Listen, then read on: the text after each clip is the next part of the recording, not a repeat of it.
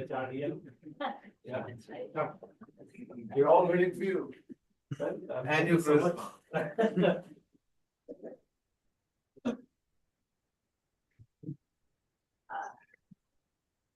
A very warm good morning, esteemed delegates, guests, and members of Shoolini University.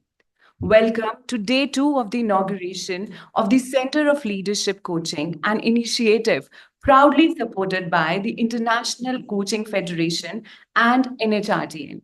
Day one featured extremely enriching sessions led by esteemed leaders. As we begin, please note the following important announcement, especially for the students. I request everyone to turn their cell phones to silent mode. And for students, especially, no movement is allowed during the sessions. I now welcome Mrs. Payal Khanna, Deputy Director and Head of the Center for Leadership Coaching, to the stage for a recap of day one and an outline of today's agenda. With a huge round of applause, let us please welcome Mrs. Payal ji. Thank you so much, Nancy. Good morning, everyone. Good morning. Thank you, Atul. Good morning. So I hope you all had a restful evening. Yes. Great, lovely, lovely. Because we are about to dive into another day of inspiration and learning. But before we look ahead, let's take a moment to reflect on the incredible day we shared yesterday. Would you agree to that or not? Yes. A big round of applause. What a day it was. From the powerful leadership lessons imparted by Journal Ved Prakash Malik to the deep dive into the global coaching trends with Magdalena Mook. Every session was an eye-opener. We explored the role of humility and empathy in leadership, heard insights from executives leading at highest levels, and saw how coaching is becoming indispensable to modern organizations. Yesterday's panels highlighted the future of leadership as one that's not just about driving performance, but about coaching, about guiding teams to greater trust, accountability, and resilience. Together, we have begun to blaze new trails in leadership development, redefining what it means to lead in today's world. And today, I'm thrilled to say we are set to push the boundaries even further. Day two promises to be a game changer.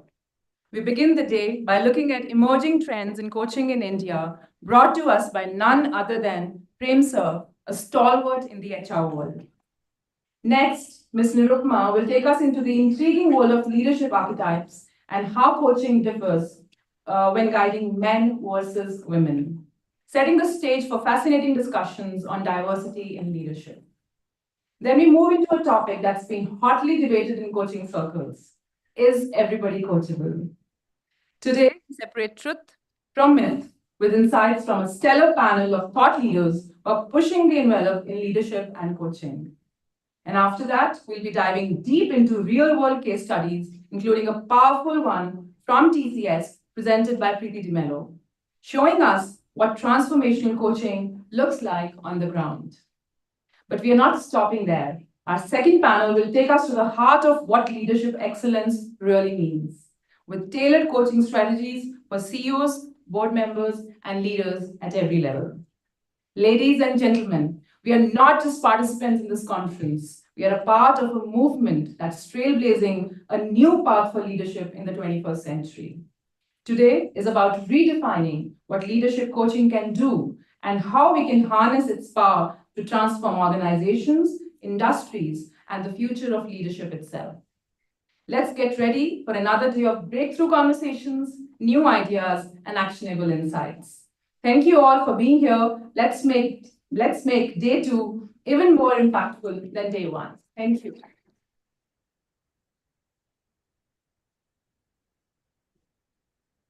Thank you so much, ma'am. We now begin with keynote, and for that, I would like to invite on stage Mr. Prem Singh. Mr. Prem Singh is the Honorable President of the NHRTN and serves as the President of Group HR at JK Organization. He was honored as the CHRO of the Year by Business World in 2023. His expertise and dedication His expertise and dedication have made significant impacts on organizational success and employee engagement. Please join me in welcoming Mr. Prem Singh to the stage as he discusses emerging trends in coaching in India.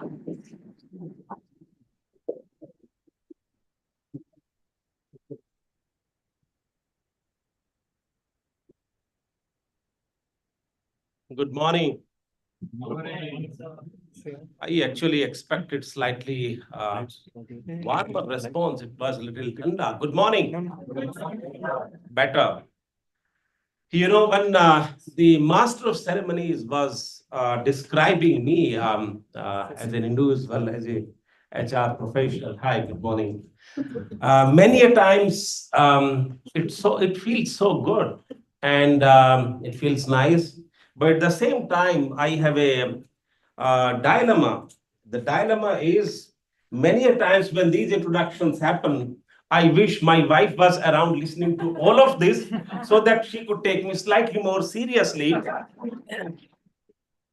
And many a times I wish my children were also in the audience, more importantly, because they also need to take me more seriously.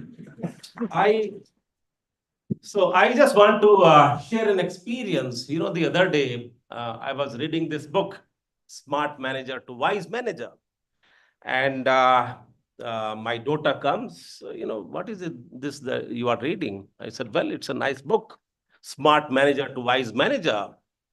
So she thought for a moment. I thought she's going to offer me some good advice, how to become a wise manager.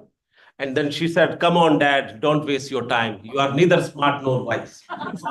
So I wish at some time, someday they would be here in the audience and they would all listen to all these introductions.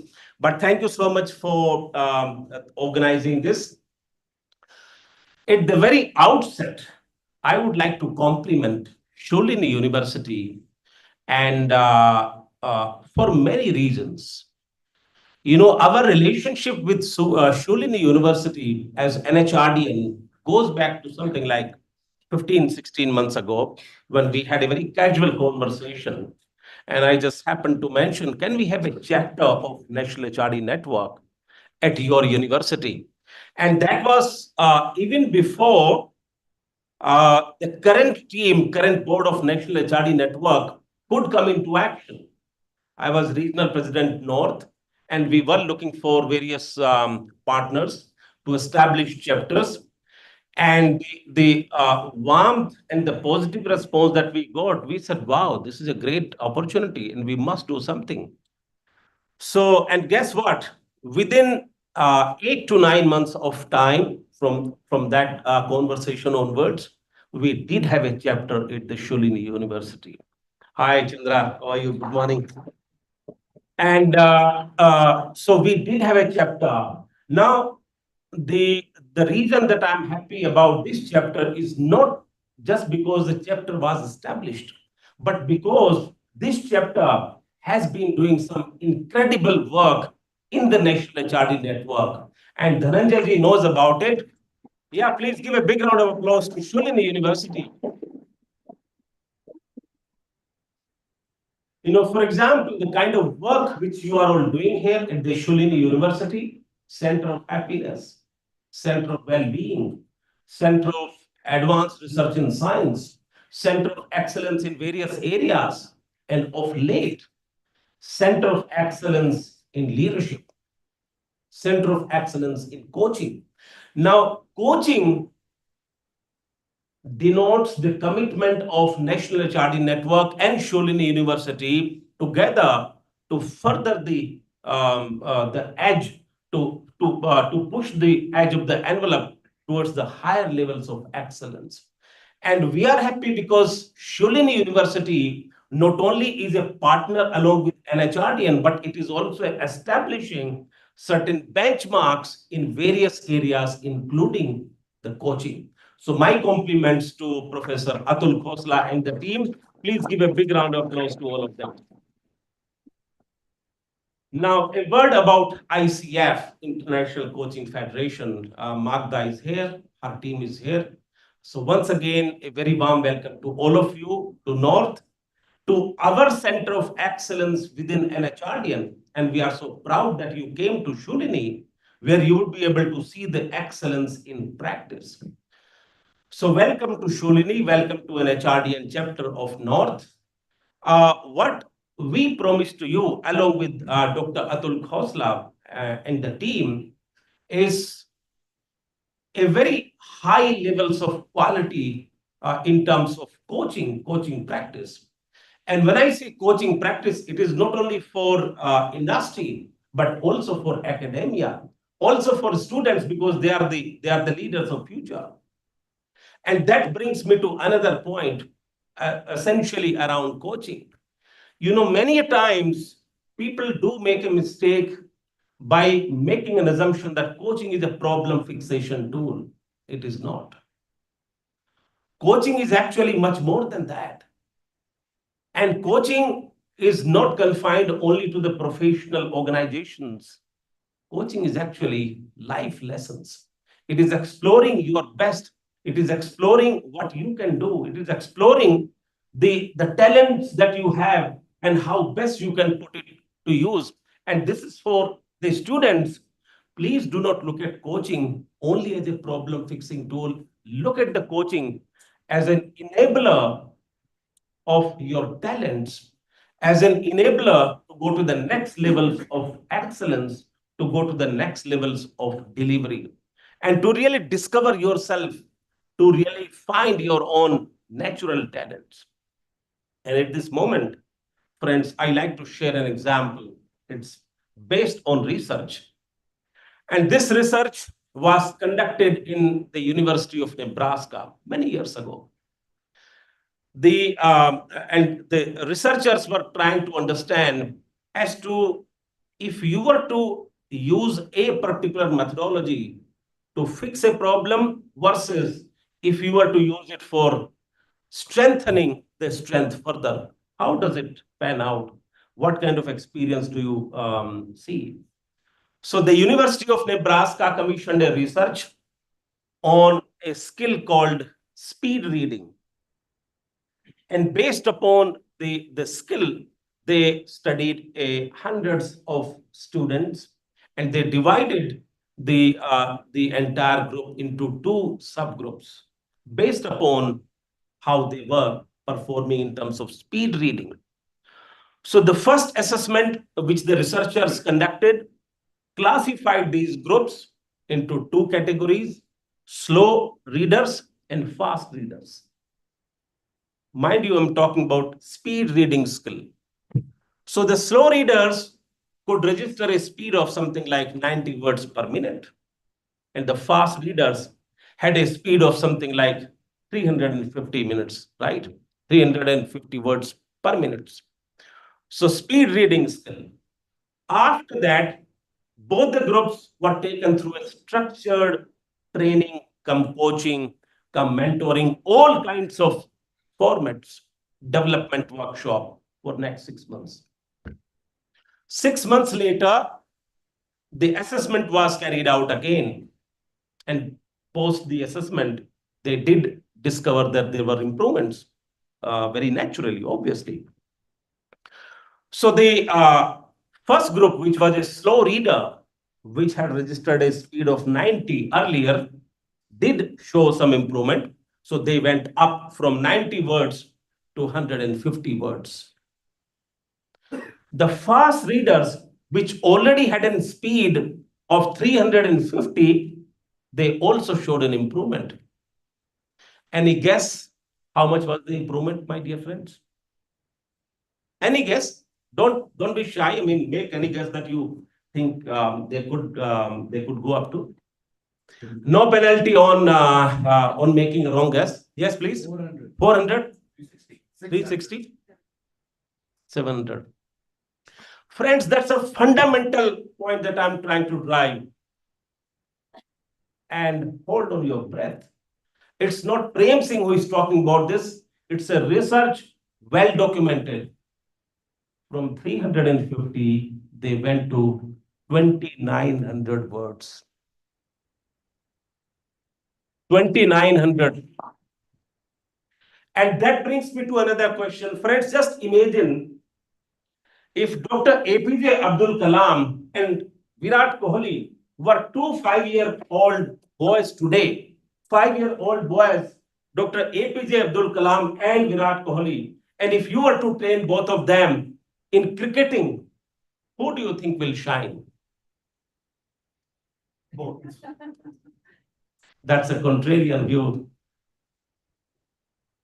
I love it. But here, Atul, I will have to make a difference here. If you are to train both Dr. APJ Abdul Kalam and Virat Kohli as cricketers, very naturally, it is Virat Kohli who is going to shine as cricketer. Conversely, if you are to train both of them as in physics, who do you think will shine more? The question is that of a relativity. Who will shine more? Who will reach excellence? Who will be ahead of the rest of the other people? Who will really establish the benchmarks in that particular chosen field? It is not really about a mediocre performance. It is not really about average performance. It is not really about chalta hai performance. It's really about raising the bar and establishing a benchmark. So friends, excellence is distinction between what you see as the benchmark leading the crowd versus what you see as average. So friends, the point I was making is we are all wired very differently. We have certain natural talents which we are born with. We have certain natural propensities. We have certain natural ways of gravitating towards a particular thing. We have certain natural styles, approaches, and certain things come very naturally to me. If somebody was to ask me to sing a song, perhaps half of you will disappear within half a minute, because that doesn't come naturally to me. What comes naturally to me is very different. And therefore, it's extremely critical, and this goes to the students, discover yourself, discover your natural talents, discover your natural strengths, and focus 60 to 70% of your time and energy on owning that strength. Just imagine if APJ Abdul Kalam was to spend 90% or 80% of his time trying to become a better cricketer, do you think he will be able to reach the same levels that Virat Kohli did? And conversely, if Virat Kohli was to spend a lot of his time in trying to become a great physicist, do you think he will reach the same heights, same levels that Dr. APJ Abdul Kalam did? Never. So certain things you have an edge because those are your ingrained traits, and that is your dharohar, that is your asset. Once you can discover that, once you can find that out, and if you start working on that, you have a higher chances of shining in that area rather than trying to chase something which is not existing there. In fact, there is a beautiful quote. Do not try to put in, and this is about human beings, do not try to put in what was left out. Try to draw out what is already there in, and that itself is hard enough. Friends, as future leaders, and this goes to the students, please discover yourself. And coaching as a practice helps you to discover yourself. It's a very natural sequence of trying to understand yourself, a very natural, non-threatening, customized way of developing yourself. And why it is important? Because it is customized for you. Typically, as opposed to a training program in which you have a large number of people sitting in the training session, in coaching, it's a relationship which is one-to-one. It's a one-to-one relationship between coach and coachee. And coach is trying to help you discover yourself so that you can shine even more. It's not to say that ignore your weaknesses completely. No, work around them. But focus more on the strengths. Use your strengths to provide a cover for your weaknesses or for your areas of strength. That provides you a much better returns on investment. ROI on your efforts, on your time, on your energy, on your investments that you are making. Another point, coaching is not only about professional coaching. It takes several formats. It's about life. How do you become successful in life? Life coaching.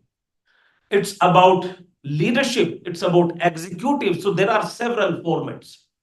I'm not trying to distinguish, but all of these formats at various stages of life are effective, are useful, and they provide you a head start in terms of your journey towards excellence. I'm so happy that ICF is here today, International Coaching Federation, globally, and this will give you some sense of how the coaching is becoming even more prominent and popular. Today, if you look at the global market of coaching industry, professional coaching, it will be somewhere close to 3 billion US dollars globally. That's a kind of market. And at least 40 to 50% of the high performing organizations would have experienced some or the other form of coaching. And large number of these organizations do provide for coaching as a special focus, even in their budgets. So that's a kind of emphasis which the organizations are placing nowadays. With respect to certain do's and don'ts, certain experiences which I can share based on my own organization. So in JK organization, we started coaching as a practice, as a tool for developing our leaders about 15 years ago. We have developed a group of something like 18 to 20 odd internal leaders as coaches. We run a program called Leaders as Coaches, and these coaches are then internally utilized to groom more leaders, to develop more leaders. So in last 15 years, we have done quite a lot of work. And while we did get some recognition and some awards also, in Magda recognized our group last year in one of the functions they organized. But that apart, let me just share some statistics with you. Our industries that we operate in, typically, you have average attrition rate of something like 12 to 13%. That's the attrition rate. That's the industry average. In our case, attrition rate is as low as 3%, 3.5%. In some businesses where we say that it's too high, it is around 5%. So what explains this? What explains this fantastic performance in terms of retention of people? And this is the general attrition rate. And if you look at the talent, we classify our people in terms of various categories: high post talent, strategic leadership talent, etc. In those categories, the attrition rate is even lower. To that extent, I think it has established the effectiveness of coaching for our group beyond any doubt. And that is why we keep on investing our time and energy in developing more coaches so that we are able to use this practice to our advantage and develop more leaders, more young leaders. Coaching at the end of the day is a tool which provides you an opportunity to shine yourself. And this is not something which has come into practice only now. In fact, if we look at the history, friends, and I'm sure all those who have read history to look at various examples of mentors and coaches, they will remember these. You see, if you look at Krishna Arjuna dialogue, that's a great example of coaching. Krishna Arjuna dialogue, in which Arjuna has got a lot of dilemmas, lot of questions. He's in doubt. He starts asking a lot of questions. And Krishna comes in to clarify his doubts, his dilemmas. And he doesn't provide a solution. He doesn't prescribe a solution, but he discovers the solution by asking questions to Arjuna.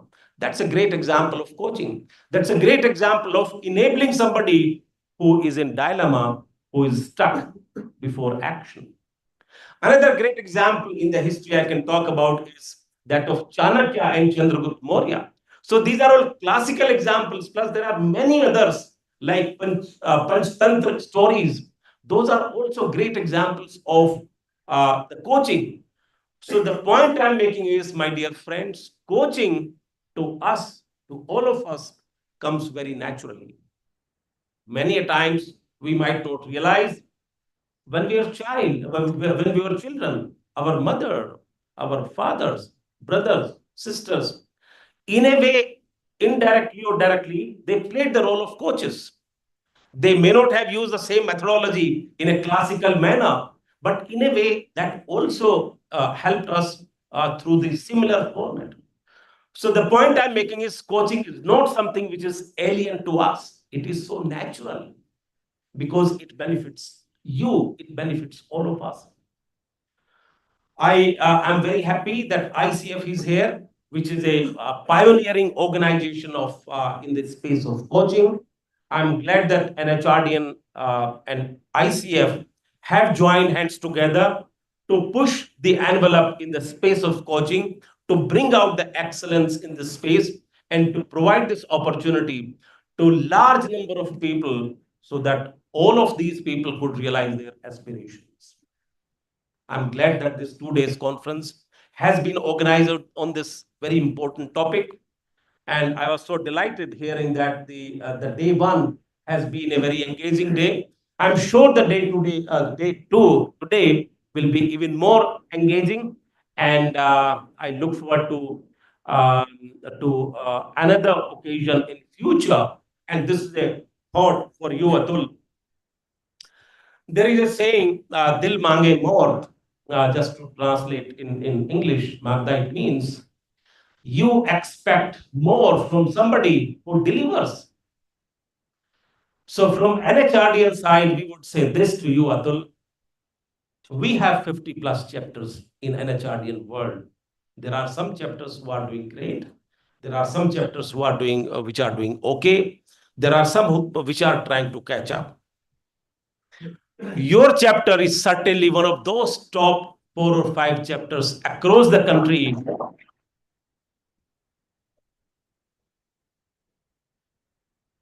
which we have started loving. And this is because of the commitment that you and your team have demonstrated over the last 7, 8 months' time that you have been here as a chapter. So my proposal to you is for consideration. Can we make this coaching conclave an annual product? Done. Please do consider. And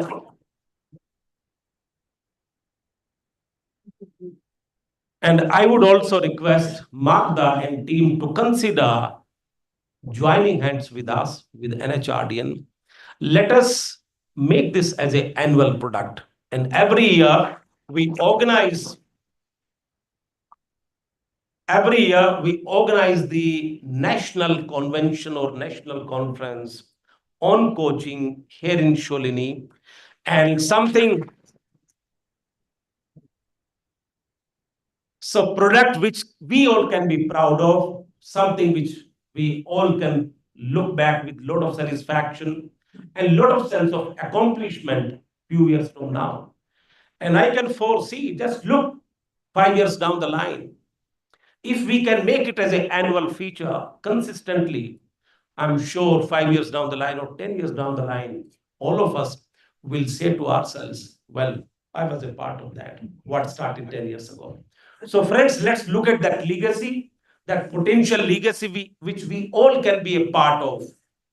And thank you, Atul. Thank you, Magda, for your positive consideration. I look forward to coming back again next year, hoping that this promise really leads to action. Thank you once again for your time. Thank you for your patience. Have a great day. God bless all of you. Thank you.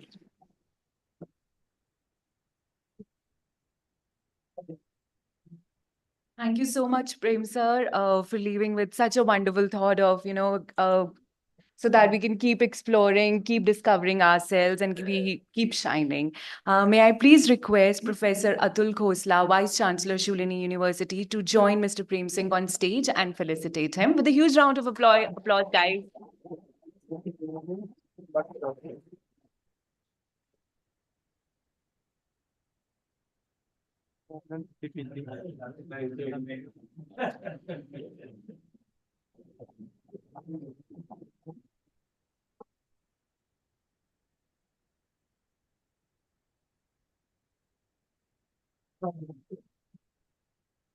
Yes.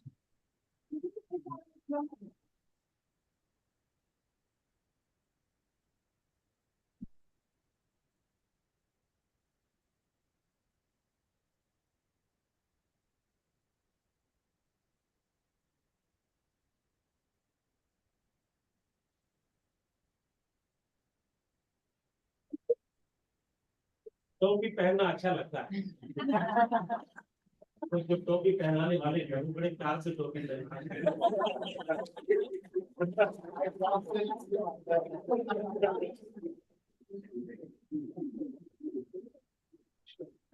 Thank you so much, Atul sir. Thank you so much, Prem sir. So there is a slight change in the sequence due to some time commitments. We now move to an exciting TCS coaching case study by speaker Ms. Preeti DeMello, President Designate, the Fulfillment Institute, former global head of DEI culture, leadership and coaching at TCS. Preeti DeMello is an organizational psychologist specializing in coaching, leadership, DEI, and culture. With over 3 decades of experience, she has spearheaded systematic initiatives in organizational change. May I please request students to maintain silence and quickly settle down? In her previous role, she led her organization to 64 awards in leadership development, coaching, and DEI, including the ICF Prism Award, Bloomberg Gender Index feature, and global recognition from Stonewall. Let's welcome Ms. Preeti DeMello with a huge round of applause.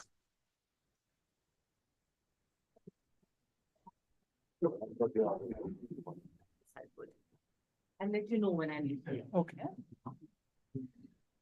Hello, good morning. So after the strength-based approach that you've been invited to take on by Mr. Singh, the question is, what next? And it's always hard to follow a strong, evocative, authentic leader. But I'm going to do my best and take you through a little bit of a journey of one, my own experience of life and work, and the other, of what I've learned through that work. So I'm going to put it in the context of how we live, what we experience, and how we interpret it. And stay with me because I'll take you where I'm going into the past and I'll come into the future a little bit.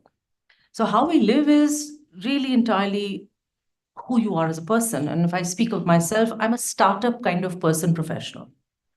I don't always want to be that, but I am that. Right? Dr. Singh said that Dr. Kalam possibly would have been an incredibly honorary professional physicist, might not have been the best cricketer. I might not be the best person to fit into an established system because what comes naturally to me is starting new things, even when I think I don't want them. My professional life has been with the Tata Group, with Pebio, with Pearson, with IDFC, with Commonwealth of Learning, with Island FS, and I sort of rambled along. I went from one space to another, and I came to an understanding of what work life was. And the experience here was that I found people were living multiple lives. Everybody who came into work, much as in organizational development and positive psychology and coaching, we say, is everybody bringing their whole selves to work. Now, that wasn't quite happening. People were coming in, I was going in with the sensibility that I was here to succeed, get the job done, do really well, but I had to go home to invigorate myself. I had to go home to tap into my spiritual practices, my energy, and then come back to work the next way to again perform. My interpretation of this pattern, and it carried on for a good 15 years, was it's not sustainable. It's not sustainable, it's not durable, it is actually wears the human being down. It is also, there's no denying that it starts very, very early in life. It possibly starts earlier than where you are. And especially for us as Indians, our culture and our work ethic from the time we are little kids is performance, right? And we haven't joined the two. So the idea of the reflection for me was, it's not going to work for me. What am I going to do? And that's when I actually picked up my bags, quit my job, going back to the whole startup kind of thing, because the whole startup journey starts with restarting myself, right? And I started working with this idea of Purna. Now, Purna for my friend Magda is the idea of wholeness, completeness, absence of fragmentation. And that continued to be an exploration. My studies in the US, where I moved to, at Harvard University in Case Western primarily, was in coaching psychology, positive psychology, Gestalt coaching. I just sort of lapped it all up, organizational development, and so on and so forth. And what I learned was this, that modern psychology is based on old wisdom school principles, including ours. And these principles have added value to creating structures, and the West does it beautifully, takes a complex idea, filters it beautifully, and repackages it so that everybody can use it. But what does tend to happen is where it comes from, those people might not be aware. How many of you are aware that coaching actually, till yesterday, of course, is actually rooted deeply? Dr. VP Singh spoke about the Hanuman Chalisa yesterday, spoke about the Gita. Again, Mr. Singh today spoke about the Gita. So to bear in mind that there is wisdom within your ecosystem that is guiding what is happening all over. Now, feeling proud of it is actually not going to get us anywhere. Like, oh my God, this is where it came from. No idea. No wins there. What is important is to recognize that wisdom is flowing in the system and it's for you to tap into. So with that interpretation, I was invited to join TCS about a decade ago. And I went in with an agenda. And my agenda was I was going to talk to the culture of the organization, but my lens was coaching. And the reason my lens was coaching is that coaching to me personally has been the most transformative experience. And I'll give you a very quick and short example of that. I used to be a fairly short-tempered person as a child, as a teenager, as a young adult. And when I went through my 2-year program in coaching, because that's what I did, one day I found I didn't get triggered. And I had no idea when it happened. I have no idea when it dissipated. I have no idea where it went. And I have to admit, it changed everything. I don't get triggered anymore. I might not like things, but I don't get triggered. And I certainly don't lose my cool. It's a process of transformation. And when you believe in something, you can take it forward. So here's what we did at TCS. To the TCS case study. It's a very large organization. Esteemed, incredible, large data organization. 625,000 people. The number keeps adding up every day. When I recently resigned from TCS, and when I did, 650. So we've just come down by 30,000, and I'm sure we'll go up by another 30, 40 soon. In a system like that, when you are brought in to do your work, there are some things that are left for you to interpret and say, make sense of it. And the others are, all right, do what you need to do to make it work. And my personal way of working is, if I have to go into a system, I will do what I need to do to get to where I want to, which does not mean I will do anything that is unethical or wrong, but I have a mechanism on my own strategy around it. So I started with coaching, and I have a wonderful sponsor who unfortunately did not get coached himself, but he sponsored 650 leaders to be coached one-on-one, one shot, means one program. Can you imagine what that would do to the culture of an organization? 650 leaders, 8 coaching sessions, 2 sponsor conversations, which means you come back to the leader. It was a huge success. From there, we went on to actually designing the first systemic coaching program in the world, which we ran extremely successfully, where we took the leader and his or her 20 reporting lines and then took that forward. Again, it was coaching culture. We were changing the system.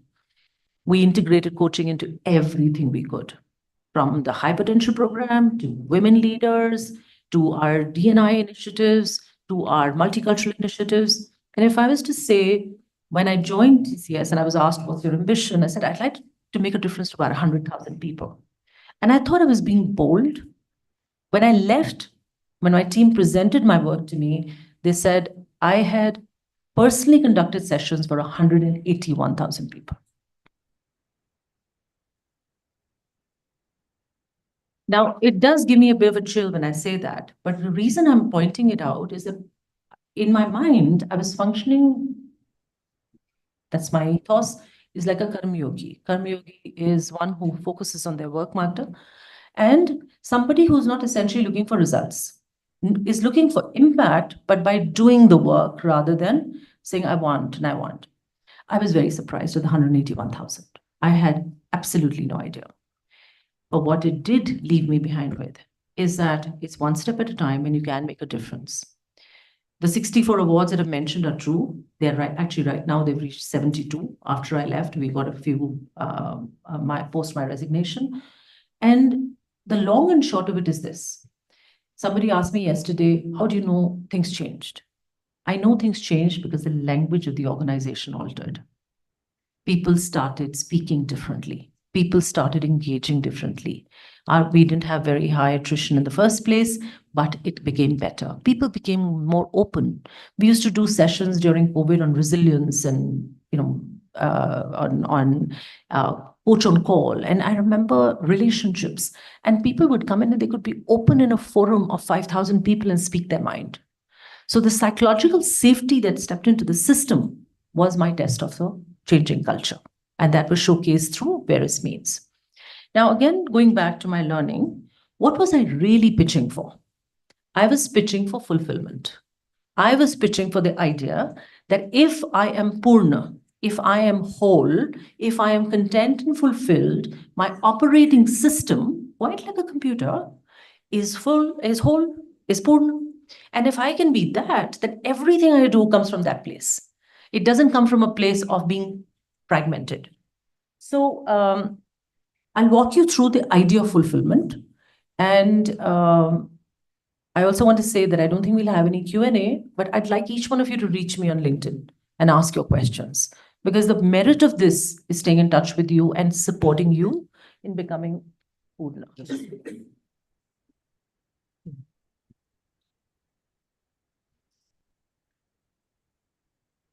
Okay, So well, technology is quite tough at times. always. It's not as reliable as a human form. So, why fulfillment? Now, one of the things I have realized in life is when you're about to do something new, get your data and facts right. If your data is not right, which mine you never used to be because I was very warm and fuzzy about coaching, nobody would understand what on earth I was saying. So get your data right. And when you get your data right, Payal's pointing to herself. But that's what we learn, Payal, right? That's what we learn over time. And the data says that 2/3 of employees reflect on purpose in life and re-examine the work they do. And you know who 2/3 of that population is? It's post the third row in this room. Because you are the workforce, the contributors, the influencers of the workforce, of the workplace, and of the world, really of the world. So you are focused on purpose, which is a huge idea, because I have to say this, that it took me 15 years of grumbling at the workplace to come to a place where I said, this won't work for me, and then tap into my purpose.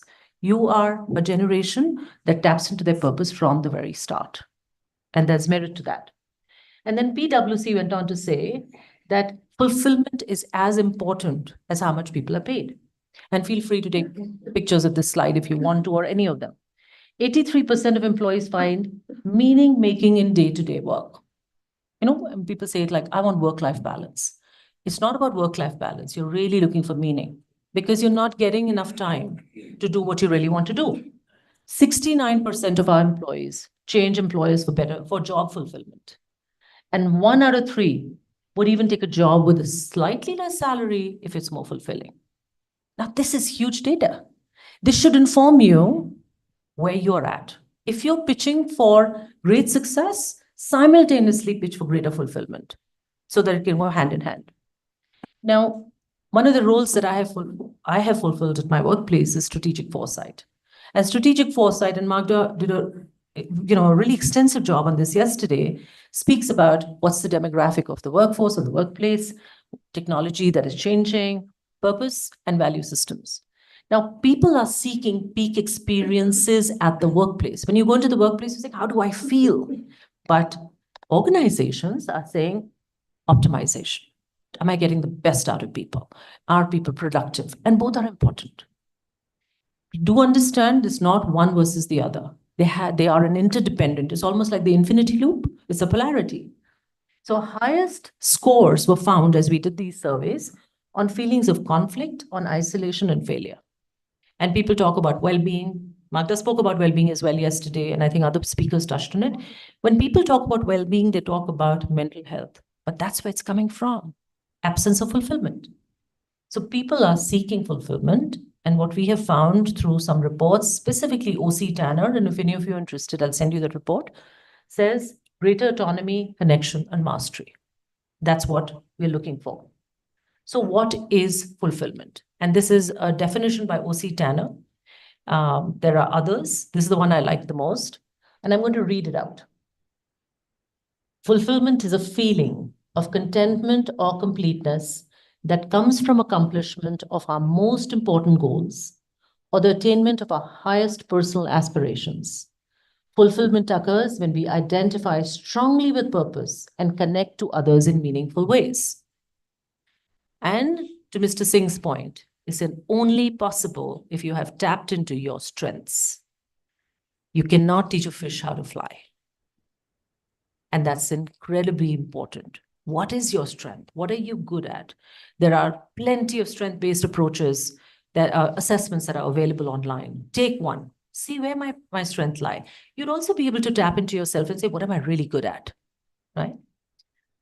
Now, I put down the literal meaning of Purna and some of them because Purna is a very intense wisdom idea at the bottom. And the one I like the best is rich in, complete, rich in, pristine, perfection, maturity, fulfilled, content. I like rich in the best because it means I have a wealth of something inside me that is my operating system. And that allows me to move forward. And that allows me to do things that I wish to do. So how do you do it? These are the potentially a model that's coming up. Self and self, the little self and the big self. So what do I grow into? Do I have that ability to grow into more than who I currently am? And am I striving for that? So I have a 30-some-year-old daughter, and when she was little, she used to say, oh my God, Mom, this constantly improve Una project. Her name is Una. Improve Una project. And I know that it can sometimes feel like a bit much. You're being told to do something. You're being asked not to do this. And you're being told to improve by your parents and your teachers. But here's the thing.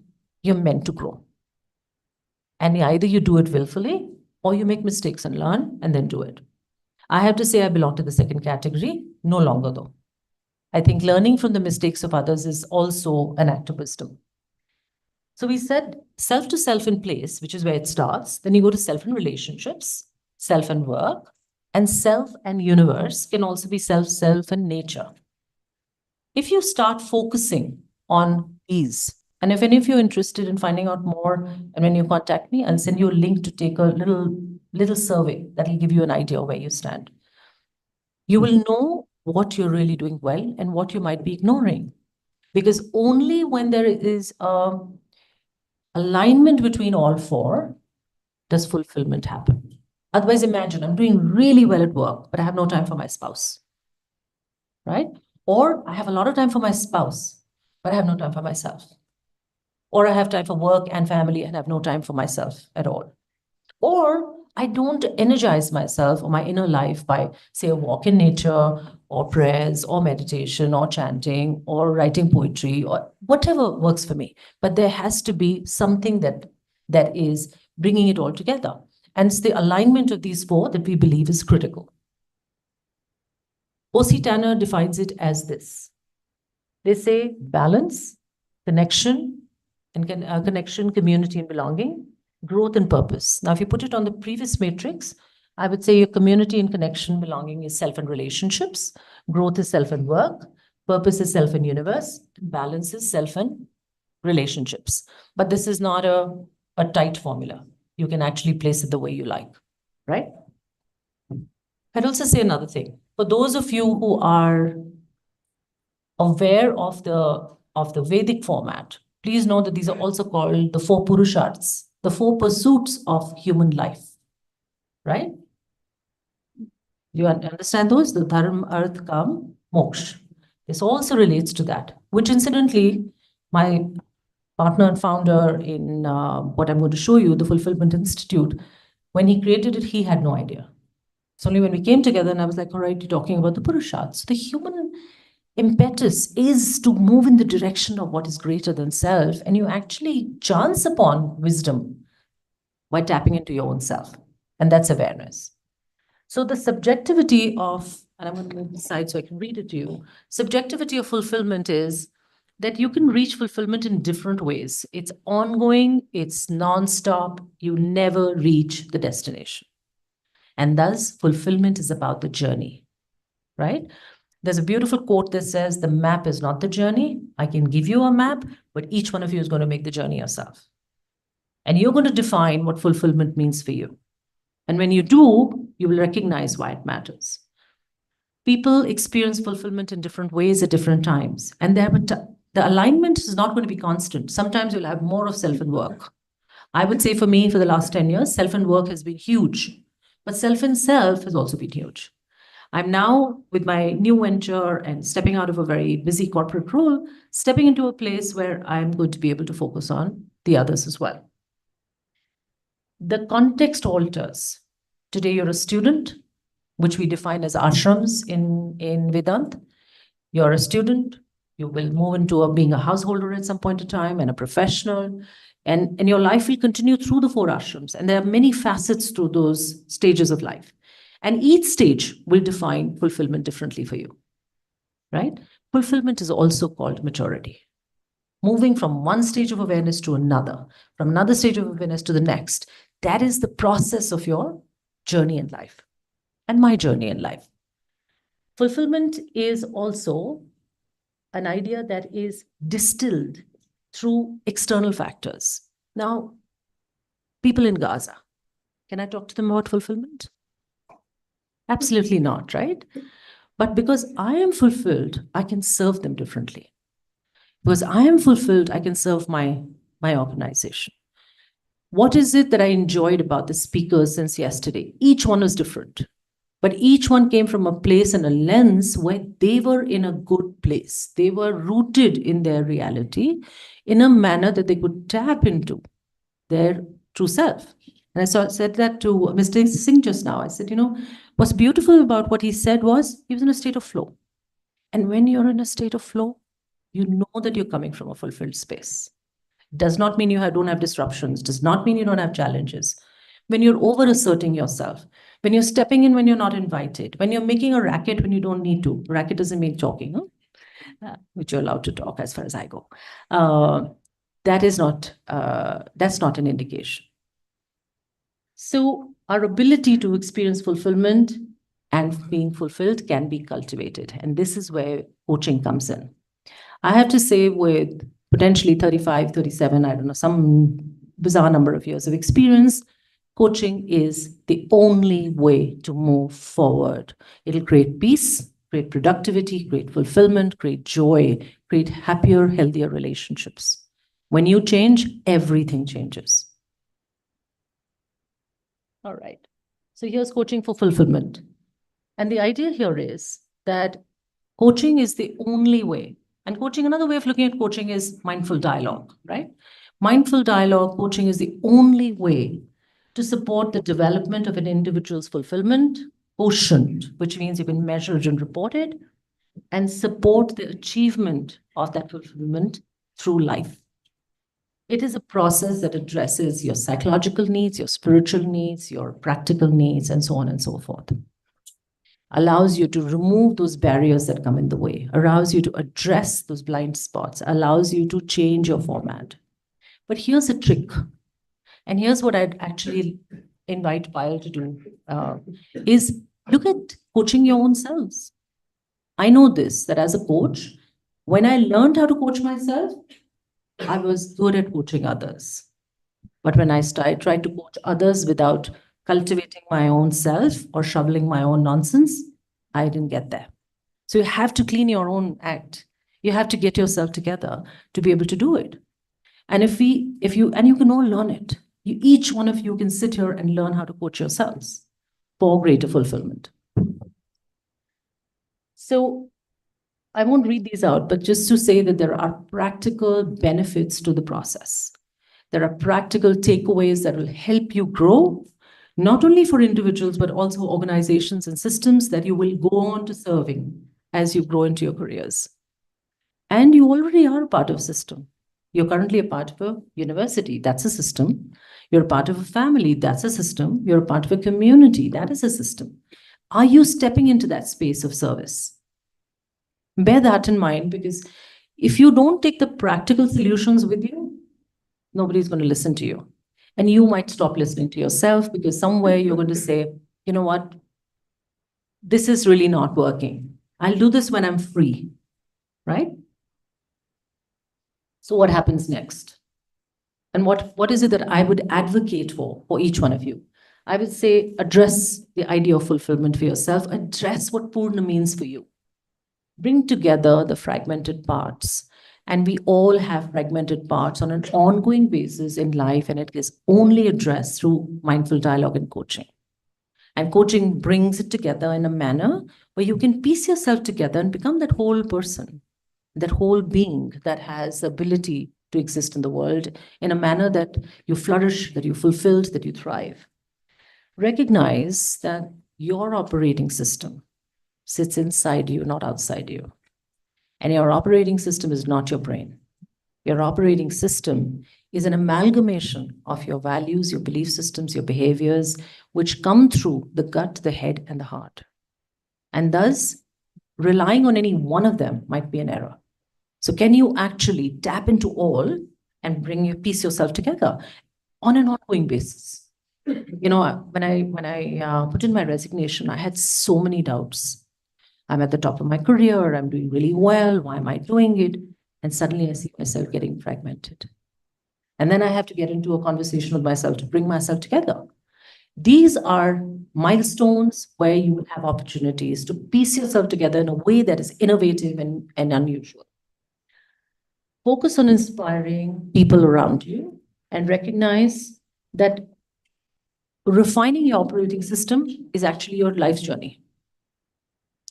Your skills that you will learn, you'll do very well. You will all do very well.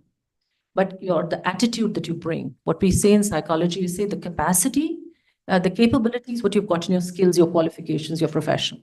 Your capacity is how you handle all of that, your attitudes. And your attitudes will define what you do next. And that is coaching. That is what coaching can bring to you. Coaching can help you refine and polish the diamond that moves in that direction. Yesterday, the Kavali, were you all there at the Kavali in the evening? And they said for gold to glisten, it needs to be put through the fire, right? Another beautiful metaphor for coaching. Integrate culture. And I say this to the front 3 rows. Coaching culture is the call of the hour. I'm also on the coaching, on the ICF board for coaching in organizations. And I have to say that the reason I'm there, the reason I've been there for 4 years, is because I absolutely believe in the potential that when we act on culture, we change a system. And that's my invitation to you to start looking. And if you are interested, let's have a talk before or after. Acknowledge that a fulfilled person, workforce, culture is the need of the hour. The world right now is a polarized place. We have multiple generations at the workplace. We have different ways of thinking. Diversity and inclusion has become a huge issue in the Western world, where inclusion is being spoken of as not required. It's going to cascade to the rest of the world. We are living through a separated format. You are different and I'm different. And there is no power in that. The power lies in us coming together. So with that, here's what I'd say to you. You are the stakeholders of the future. You are the reason why all of us are here. Magda has traveled thousands of miles, is still fighting jet lag because she believes that if she can be of service to this room, she's done her job. Things will change. Right? Atul, Payal, Mr. Singh. Mr. Singh didn't talk about the Prism Award they won in 2014, right? Which is the highest gold standard in coaching. Dr. Singh, Dhananjay, and others in the room. I'm sorry if I'm missing names. I want to say this to you. These are people who are investing in you. This is not a conference because we want to feel good about it. This is about ensuring that you grab this idea by the neck and say, I'm going to go in this direction. You could also be feeling like, oh God, I'm sitting here. I can't even move. They won't let me get up. I actually want to stretch and yawn and play some music. And that's fair. But the real crux is take this in because you don't need to make the mistakes we have made to learn. You could learn some of life through our lens, and that's potentially also one route to fulfillment. It's been a pleasure being with all of you. I wish each one of you the very best, and I know you will shine. Thank you.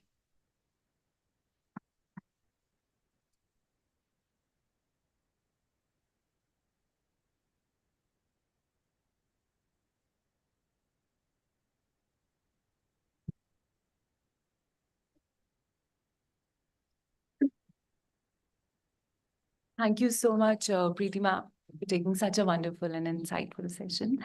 As we move on to our panel discussion, let me invite on stage the session chair, Mr. Munish Sehrawat. Mr. Munish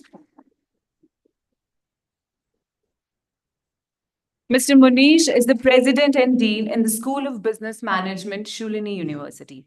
He is a distinguished business and academic leader with diverse experience spanning financial services, higher education, and startups across India, the Middle East, and Hong Kong.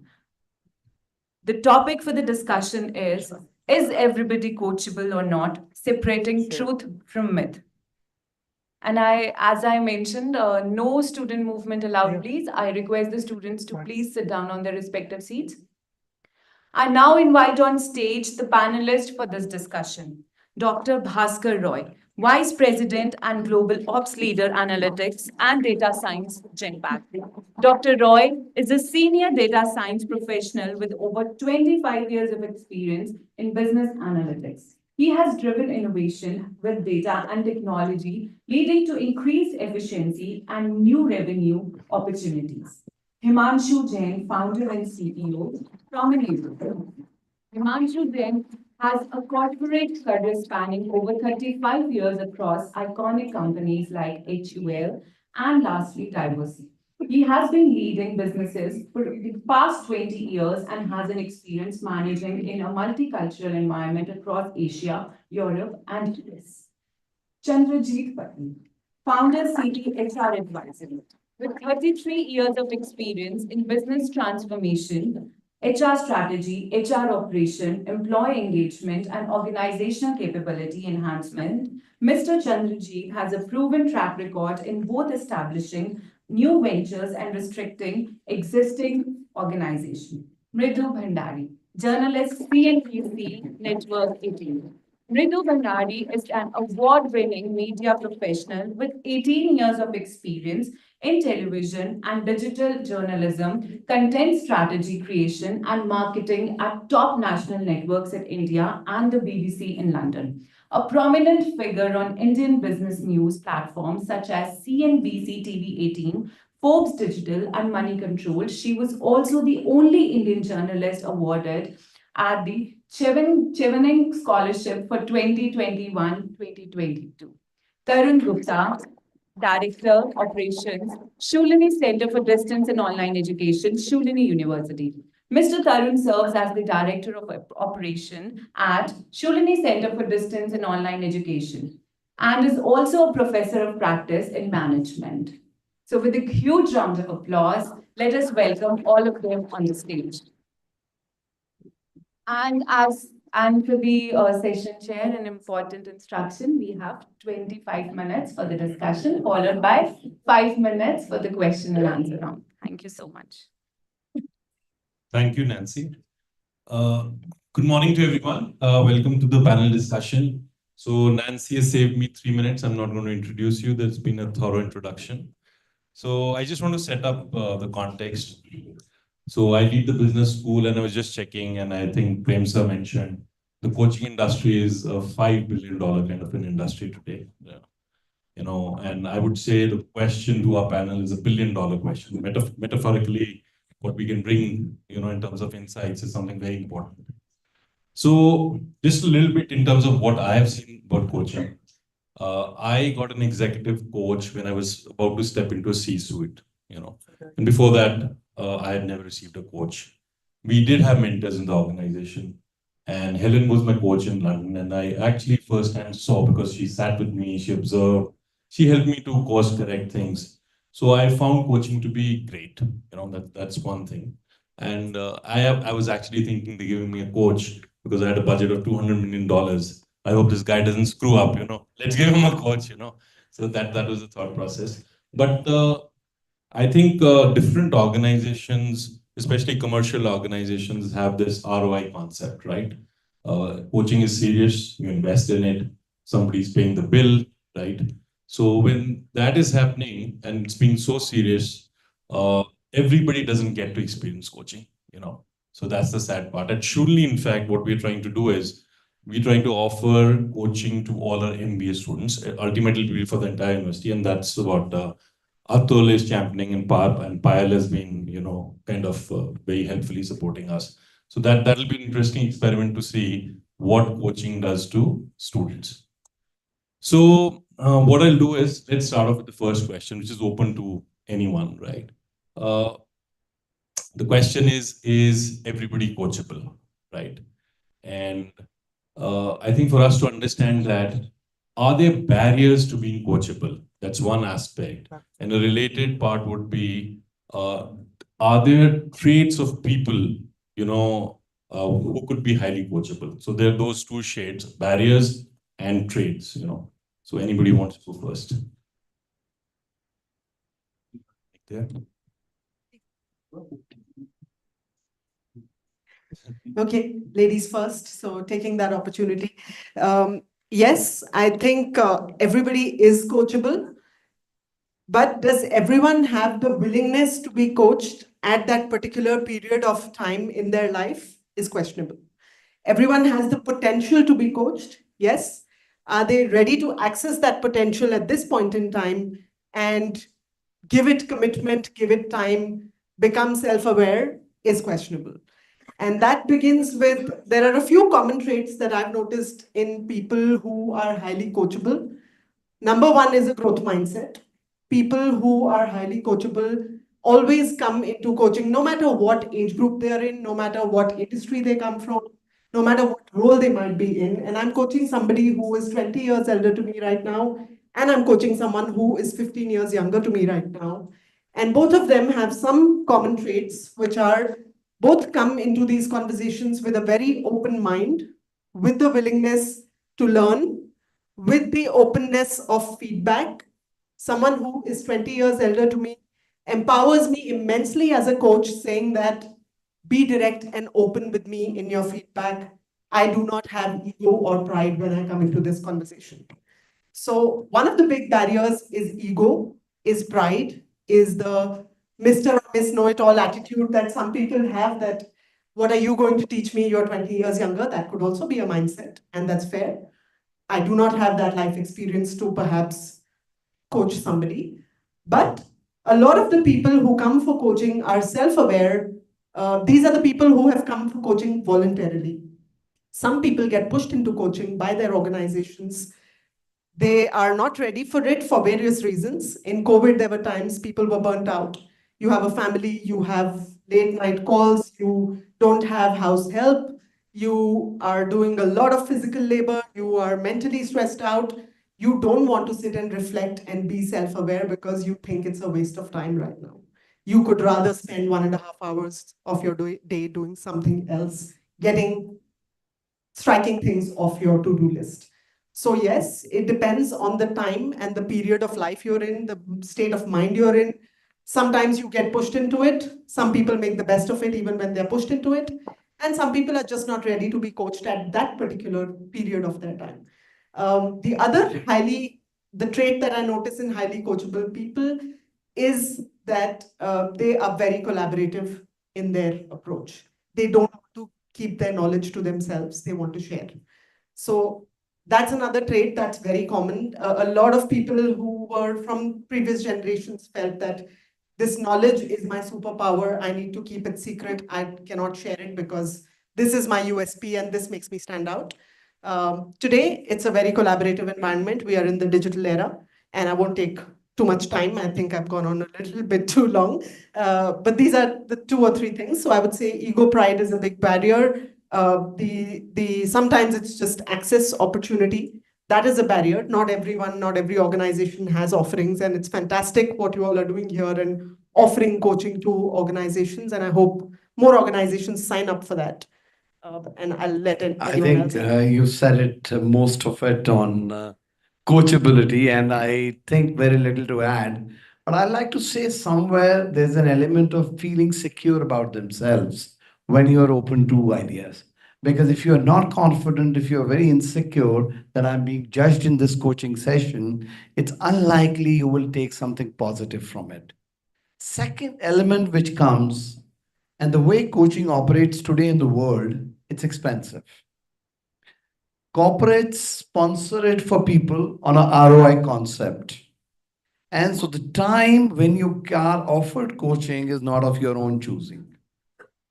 So what happens is if you're going through your own crisis, you're not ready for it, and you're not there, you can't make the most of it. You need to be in the right frame of mind to be coached and to do. So an element which I add here is hunger. Are you hungry for success or elevating yourself? If you are coachable. If you are not, if you feel I'm content, you are not coachable. If you are not willing to listen, you are not coachable. It's often said the coach only listens, speaks less. But I must say, whatever little he speaks, listen to it carefully. And when I say listen, it is not just words. It's about thinking about those things subsequently in the moment, subsequently mulling over it, coming to clarify. Because everything the coach will say will carry much more than what the words may indicate. So, coachability is a function of what the individual wants to do with himself. And there was, I think, Preeti talked about self discovery. You need to know what you are, what you want to be. My experience with coaching is 90% of the time, people are not clear what they really want. They don't know the trade offs they have to make. Very simple example. You like a girl in your class, I'm talking for the male students. You want to go after her. You also want to top the class. There may be a conflict. Maybe you can manage it, may not be able to manage it. So you need to know the trade off. What is more important to me? What do I want to do? So is it topping the class, more academics, more important, or making sure I get a life partner of my choice is more important? Is a choice you got to figure out. And these trade-offs, I'm putting it in a kind of frivolous manner, but otherwise they are so important at every stage. To get something, you have to give up something. And that give up attitude should be there if you are there. I can talk with examples, but I think after some time. Thank you. I'll keep it short and sweet. Two myths I would like to address here. First is everybody coachable? Absolutely yes. Everybody is coachable. And since my audience mostly is the students here, Kung Fu Panda movie, I hope all of you have seen. So Po, no, what is the guy? He was coached in a different way to become a expert warrior. So similarly, each of us have different ways to learn, and the coach has to address that. The second myth is coaching is a expensive exercise. Maybe today, yes, but what I've been listening, and I'm also a certified coach with Marcel Goldsmith, and as a CHRO, and also as a consultant, I help organizations organize coaching organizations. I see it is getting inexpensive day by day, and with technology coming, I love technology. That's why I'm saying it won't be very far off, and coaching at large scale will happen. It's already happening. I am working with two academics, particularly Josh Persin Academy. I'm working with him on this.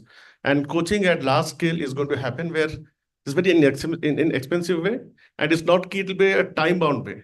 The coaches will say, hey, I'm expert on this areas. Then the coachee will say, can I get you trained to approach a particular way and say, approach, maybe the person is in New Zealand or in Canada. Can we have organized a video conference and organize, and then the relationship starts. So it's not very far off. So the myth that coaching is expensive is going to go away very shortly. Thank you. So that's a good point. I think executive coaching in one-on-one format might continue to be expensive, but to what you said, I was part of an initiative called Coach in a Box, right? So you just get an email, there is a person, you just dial in, and somebody sitting in Australia, and you're having a discussion. So you could make it more democratic by using technology. That's a valid point. Bhaskar, do you want to come in? Yeah. So, in the corporate world, there are two things, which we look at.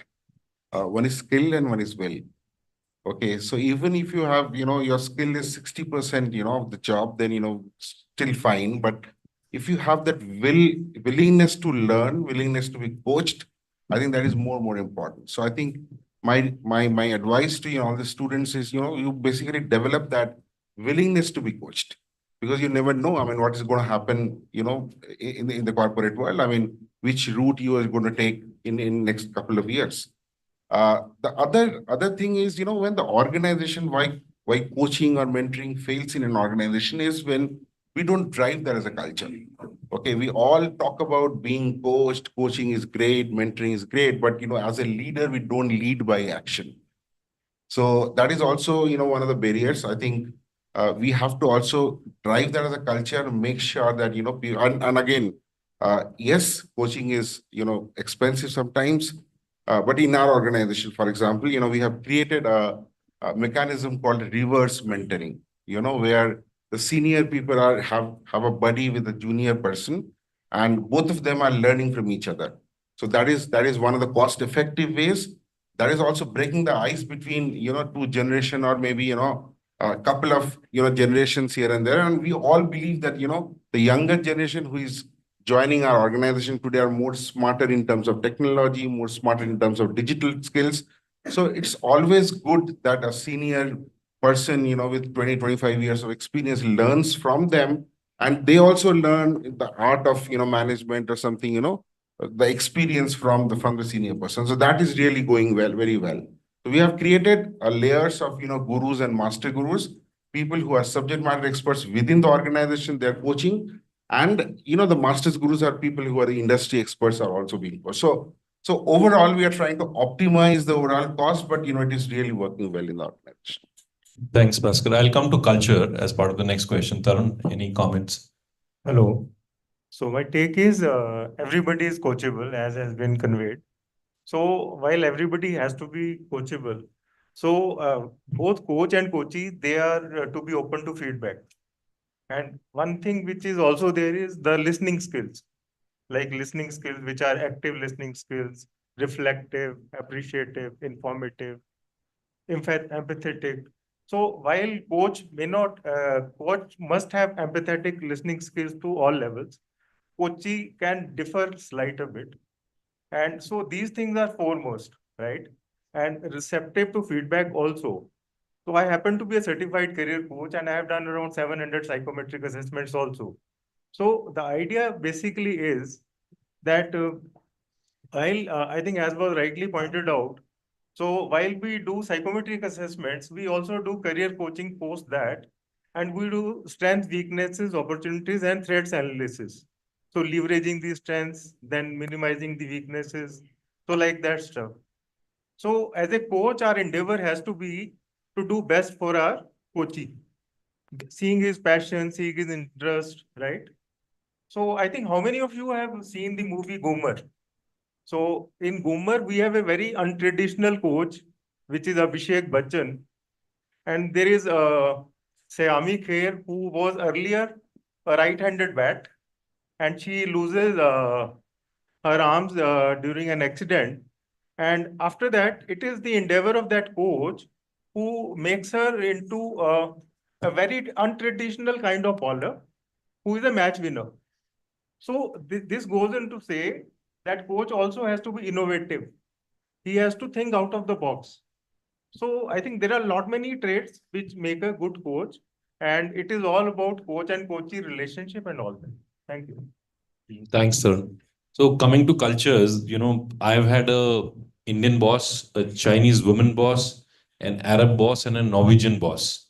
So working with all these people, I had very different experiences, and these are very senior people, group general managers and all.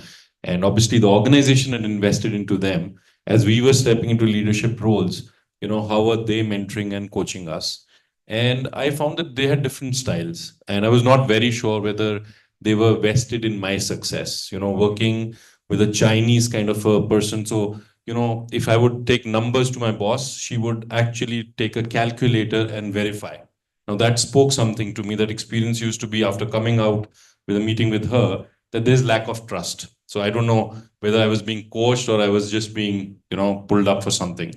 On the contrary, I had a Norwegian boss, and this gentleman was invested in my success. Never in my career as a banker I received an R&D budget.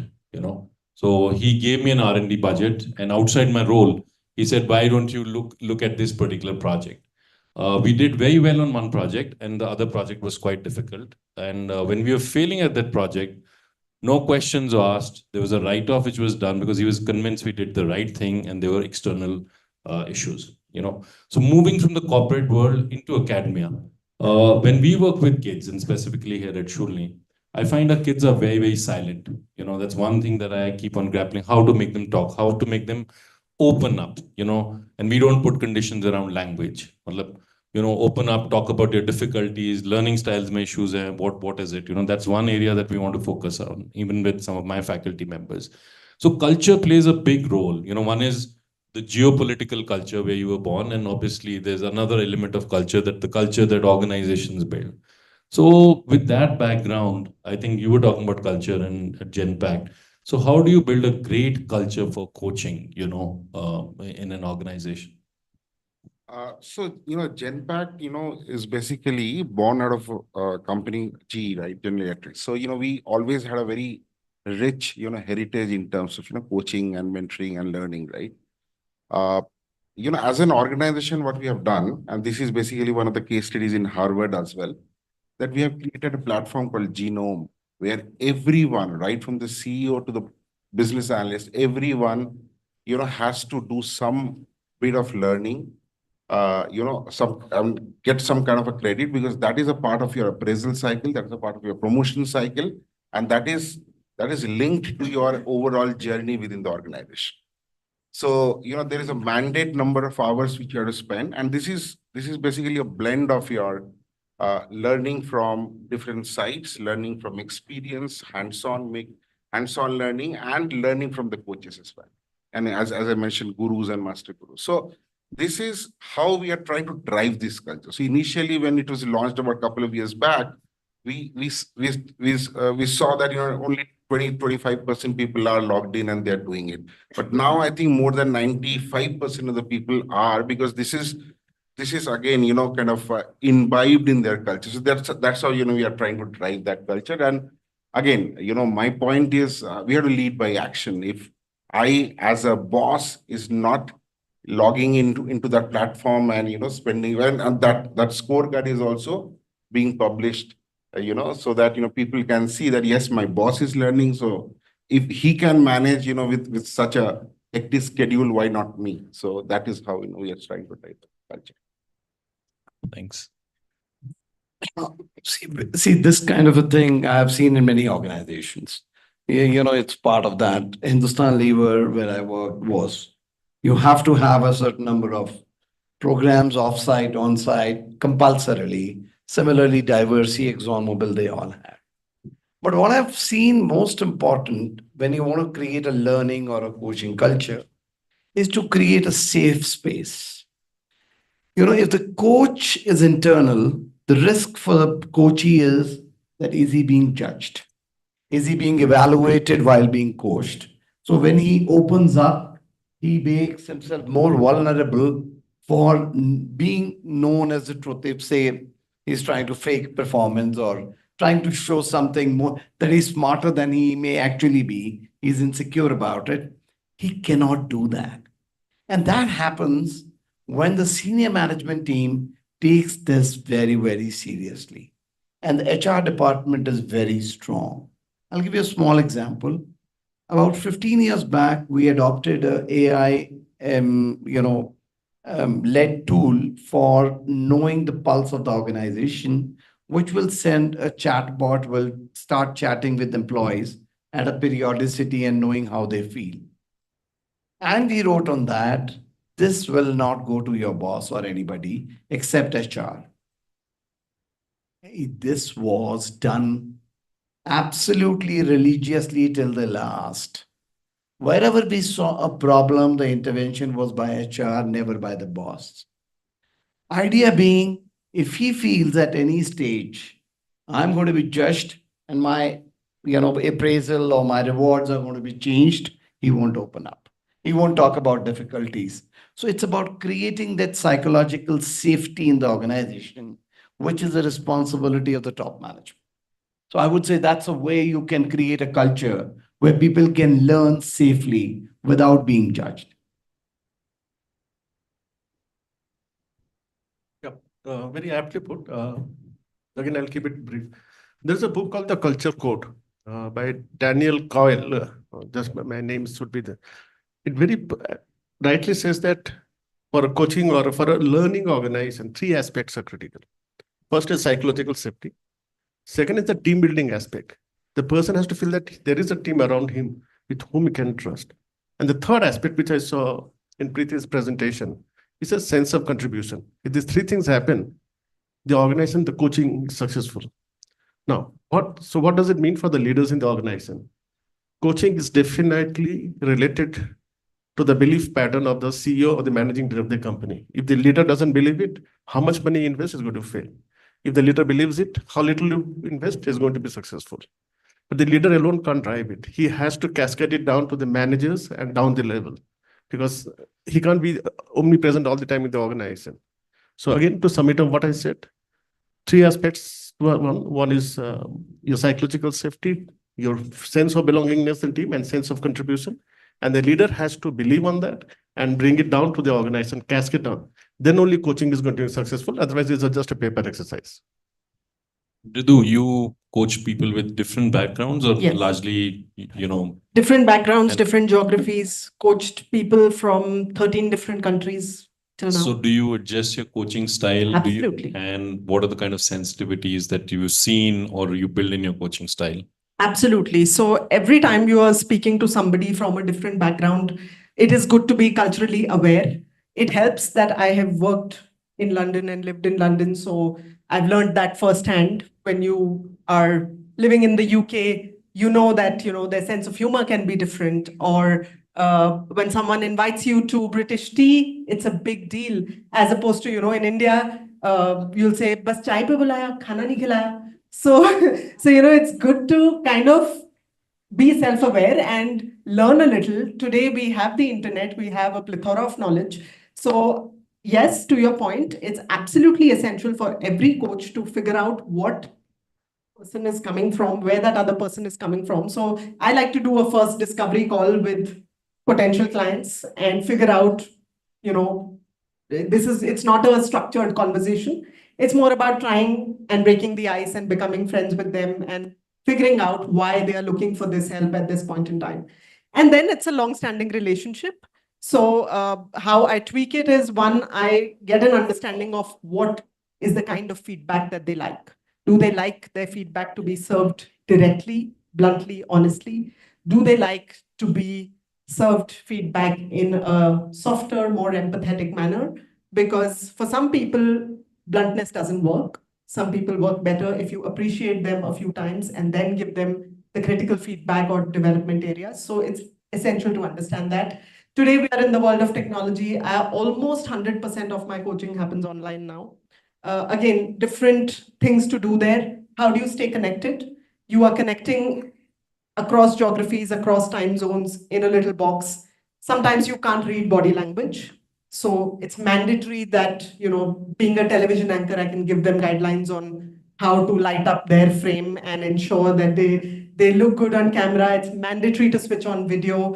It is good to have good audio. I try and build digital products that I share with them through the week. So whether it's a bundle of audio tips, or it's an ebook, or it's a goal tracker, or there's an app called Notion, which I find very exciting, and young people here will know about it. Can I build stuff that can keep them engaged? Can I build weekly rewards that will make them keep coming back and fulfilling the tasks that I'm asking them to do?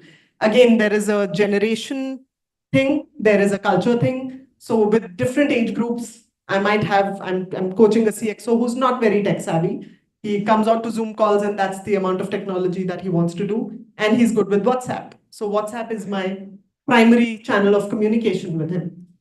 So you've got to adapt to what your coachee really needs and where they're coming from, whether it's technology, whether it's feedback, whether it's language. I don't personally change my style of speaking. I can't really do that with every person. But I can understand that, somebody who has just entered the workforce does not have the experience of somebody who's worked for 20, 25 years. So the language or the jargon or lack of jargon, that changes. If I'm coaching students, that will obviously be very different. So you see the panel here, they're giving you movie references since yesterday. They'll probably not do that with CXOs.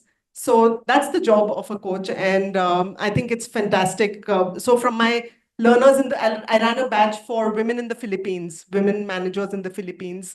And I learn a lot from these conversations until we did a practical exercise in which a woman, it was a group coaching exercise, and she spoke about, I'd given them a topic to talk on. I told them to do some impromptu speaking. And she spoke about the fact that divorce is not legal in the Philippines. And until then, I really didn't know that. And it's the last country standing with the Vatican on this. So she had a whole, and then my job as a coach was to figure out that she has been in this situation while she's used that example to just narrate it as a story with us. There were a lot of underlying emotions that came with that story, which is impacting her work life, which impacts her time management, which impacts the fact that she's a single mom to a child. She wants to get out of that marriage for the last 10 years. She's not able to do it because the law of the land doesn't permit it. The whole coaching ball game changes, right? Now, then I figure out, okay, one-on-one, what are the conversations I can then have to help her access her potential in a different manner? So yes, Thanks, absolutely. Mridha. Just to add, I think you need to be in Instagram to coach people, young people nowadays. Absolutely. And I'll tell you that a batchmate of mine from University College London has been very consistent in, so I did a master's in entrepreneurship for the students to just understand. And I had a batchmate, we were all working on different business ideas. And a batchmate of mine has been consistently posting. She's into resume review and helping people figure out careers. She's been consistently posting just for 40 days now, every day, and she's gone from 0 to 5,000 followers. So I'm learning from her, and she's coaching me on how I need to be more consistent with social media games. So, but these guys are all champs here. Thanks. I've got a chit from Nancy very quickly. Do you want to add anything, Tarun? So I think I'm reminded of I was in Tata Group for 8 years. So every year we used to go to TMTC, Tata Management Training Center, where in different groups, so they used to discuss with each other.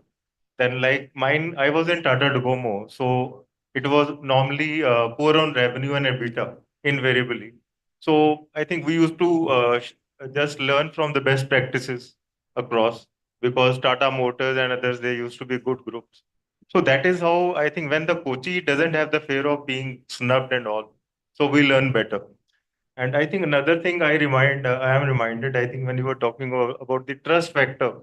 So many times we find many people-centric leaders and we take them for granted. So incidentally, I was in again a Docomo story. So my boss, he is currently the executive director of Vodafone.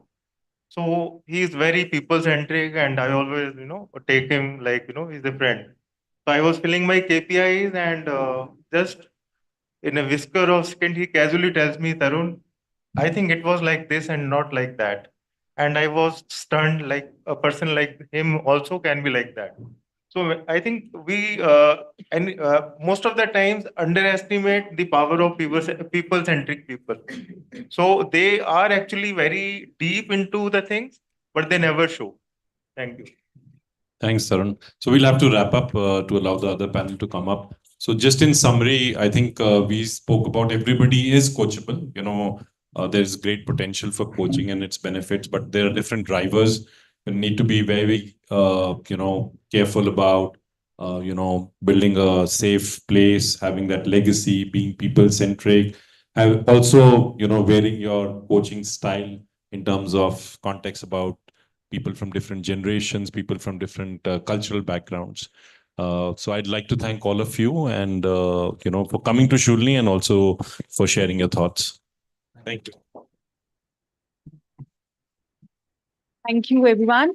May I please now request Mrs. Avni Ghosla, co-founder and Vice President, Shoolini University, to join the panelists on the stage and felicitate them with a huge round of applause, please. Volunteers.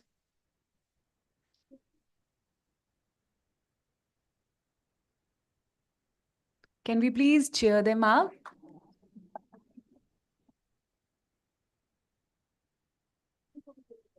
I'm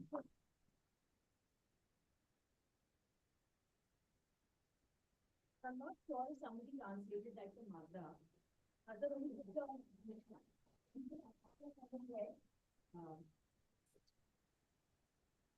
Called Topi in Hindi. It means you're taking the other person for a ride. So, but this Topi, that Majli Topi is a mark of respect. Thank you.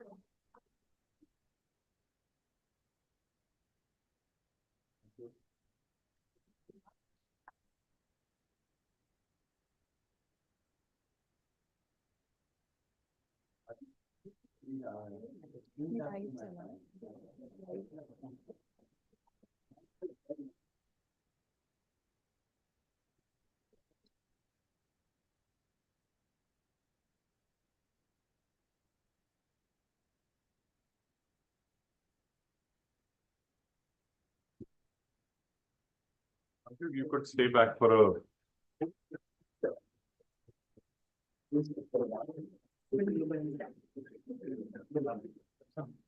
I didn't realize that it was a lot of ritual beliefs.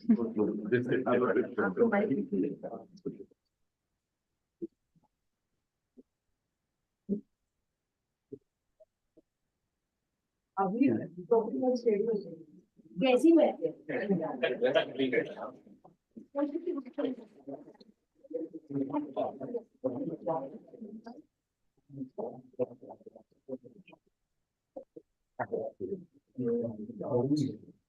Thank you, sir. Thank you so much for coming. Hi.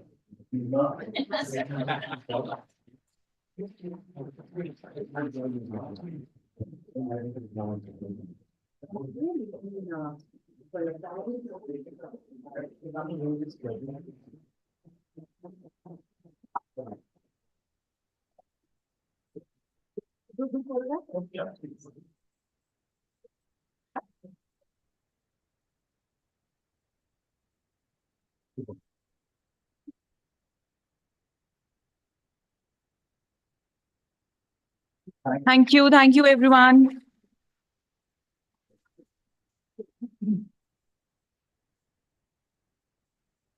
The next speaker on stage is Nirupma Subramaniam, sharing insights on using the power of archetypes for leadership coaching. Ms. Subramaniam is a leadership development facilitator, ICF credited coach, co-founder of Growing Leadership for Women and founder CEO of Powerful Life Solutions. Over the past 24 years, she has trained and coached over 35,000 people across 75 organizations. Her purpose is to live her power and full potential while enabling others to do the same. She is also the author of 2 novels and a non-fiction book titled Powerful, The Indian Woman's Guide to Unlock Her Full Potential. Let us welcome Ms. Subramaniam to the stage with a huge round of applause.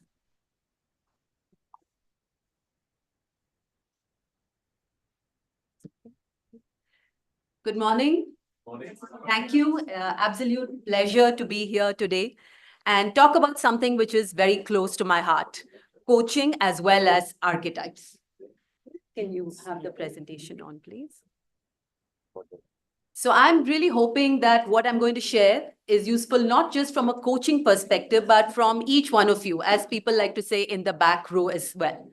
So I'm going to start by asking all of you to do something. Is that okay? Are you willing to do a little experiment? Okay, and that will lead us to the world of whatever I'm going to talk about. So please close your eyes and think about what image of which person comes in front of you when I say these words. So think of a hero. So just imagine a hero. Now, think of a warrior. A typical warrior. Now think of a typical princess.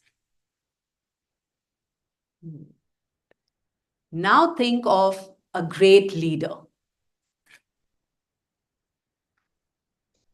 Okay, thank you. Please open your eyes. Welcome to the world of archetypes. Right? What you just saw was an image, and images are extremely powerful. And I'll check back with you as to who are the people who came up when you had these images, and then we'll find something interesting about archetypes and what I'm going to talk about. So I'm going to talk about coaching leaders using the power of archetypes. Right? How can we use this? And I'm delighted to share that I've been using this, and I'm going to share with you a model that I've created that helps leaders tap into archetypes. So what are archetypes? A very typical example of a person or a thing. So I'm going to ask all of you, you can just shout out, what were some names or some images that came into your mind when I said great leader? Ratan Tata, okay. Okay. Musk. Shiva, okay. And Durga, interesting. Right, interesting, right? So when I said leader, a majority, and I'm guessing, were great men. Right? We don't have very powerful archetypes for women as great leaders. Interesting. This is the question that I had as well. Warrior, most probably most of you had a man fighting. Rani, yeah, there's always one person who has Rani Lakshmibai, right? Or two, right? Or somebody last time I did this, they said, hey, what about Xena, warrior princess? I don't know whether Gen Zs have a different archetype, but we usually have very strong images that connote certain things. It's a primitive mental image, and these are stories that run our lives. And archetypes are not stereotypes. I know since there's a reference to Bollywood movies, I'm a big movie buff. Do you know who is the typical mother in our movies? Yeah, everybody still today says Nirupa Roy, no connection to me. This typical suffering, mother who always eats last after her children, gives up everything and believes that her Karan Arjun will come and save her someday, right? So that's a stereotype. So we want to move away from that narrative of stereotype to looking at archetypes as sources of power and energy. So just to give you an idea, archetypes have been around for a very long time. Carl Jung, some of you might have heard of him, did a lot of work on archetypes. He came up with 12 archetypes. These are Jung's, a lot of wisdom in these archetypes. And here are other 4 male archetypes: king, warrior, magician, lover. So I'll tell you an interesting story. Of course, I'm a coach. I'm also a leadership development facilitator, and I do a lot of workshops for leaders. Invariably, there are very few women in these workshops, but in one workshop, there was a woman. And I was doing an exercise saying, let's see, do we have king, warrior, magician, lover? And she said, I can't connect with any one of these. Why not queen? I said, okay, this is the model that we have. So try and think like a king, or who is a king, but I can't see myself as a king or a lover for that matter. And that got me thinking, that was my first data point. Second data point, I coach a lot of people. As you know, I've been coaching for 15 years. I'm an ICF certified coach. I have a PCC accreditation. So I have a few hours of coaching. And I coach a lot of men, I coach a lot of women, make no distinction. But after this, I started noticing certain patterns. A lot of men wanted to work on anger management and improve listening skills. We all need it. That came up. Women said, I want to enhance confidence. And how do I overcome guilt? Especially women with kids. I feel so guilty leaving my child. I'm very qualified. Yet I'm not very sure whether I will get this leadership position. And then I set up my company, Growing Leadership of Women, because I saw this difference. Third data point, huge imbalance in leadership roles, especially in our country. Anybody knows what's the percentage of women leaders among top 500 companies? Yeah, just about. Every year it goes between 8 to 9 to 11%. It's pretty low even across the world. And since I work in diversity, equity, and inclusion, this bothered me, that we don't have a balance of energies. Right from the time when I was an MBA student, I had 7 girls, there were 7 girls in my class of 55. I don't know whether the ratio has changed now. I'm hoping it has, but it's still less. I do workshops with IIT, and they say, still we're not getting enough women or girl students. So there was an imbalance. Third data point. Fourth data point, well, I do read a lot. I'm a storyteller. I watch movies. I noticed a lot of patterns. I said, hey, this is very interesting. I'm seeing different patterns with women and different patterns in men. Challenges are very common, but something is happening. And I went into the world of archetypes and I saw a lot of these, of course, had a male lens. Secondly, they had a Western lens. Obviously, right? It comes from Carl Jung. Great structure. Somebody was saying in the morning, they know how to package it, put a lovely framework, put a lovely structure. But it didn't speak to my culture. We've grown up with different cultural patterns, and archetypes are deeply influenced by cultural patterns. So I wanted to bring our culture. When we saw a beautiful display of that yesterday in the evening, thanks to the students, we just see how our culture is so rich and it has so much and it has amazing stories. How many of you know about Ramayana, students? Okay, I'm seeing a lot of hands. Still, Mahabharat, we still know about it. You know the characters. We still connect to it so deeply after thousands of years. So I said, why not mine our culture, which is really rich, and bring an Indian lens as well as a feminine lens. And so I'm very happy to share with you. This is the model that I created through my book. It's called Powerful. And yesterday I learned that Shoolini is the name of the goddess. And that's so beautiful. I'm very, very honored to bring this 6 feminine powers model to all of you, because the goddess energy is still here through Shoolini, through the goddess Durga. And this is a model which I use specifically with women, but I believe it's universally applicable. So I had, one of the HR leaders I was working with, he came and said, I have a lot of Ma energy. I said, yeah, Ma doesn't mean you have to be a biological mother. It's an energy and we all have it. So in the book, I describe the 6 feminine powers, and I specifically use the word power because we don't have too much of it. And how can we empower ourselves? Over the last few years, we've been hearing a lot of women's empowerment. Have you all heard that? Yeah, and truly believe it. But if we can't empower ourselves, nobody from outside is going to be able to come and empower us. So this for me is a tool for self-awareness and therefore coaching. So which are the 6 archetypes? The Kanya, the good girl who's charming, pleasant, moral, hardworking. She's really a nice girl, right?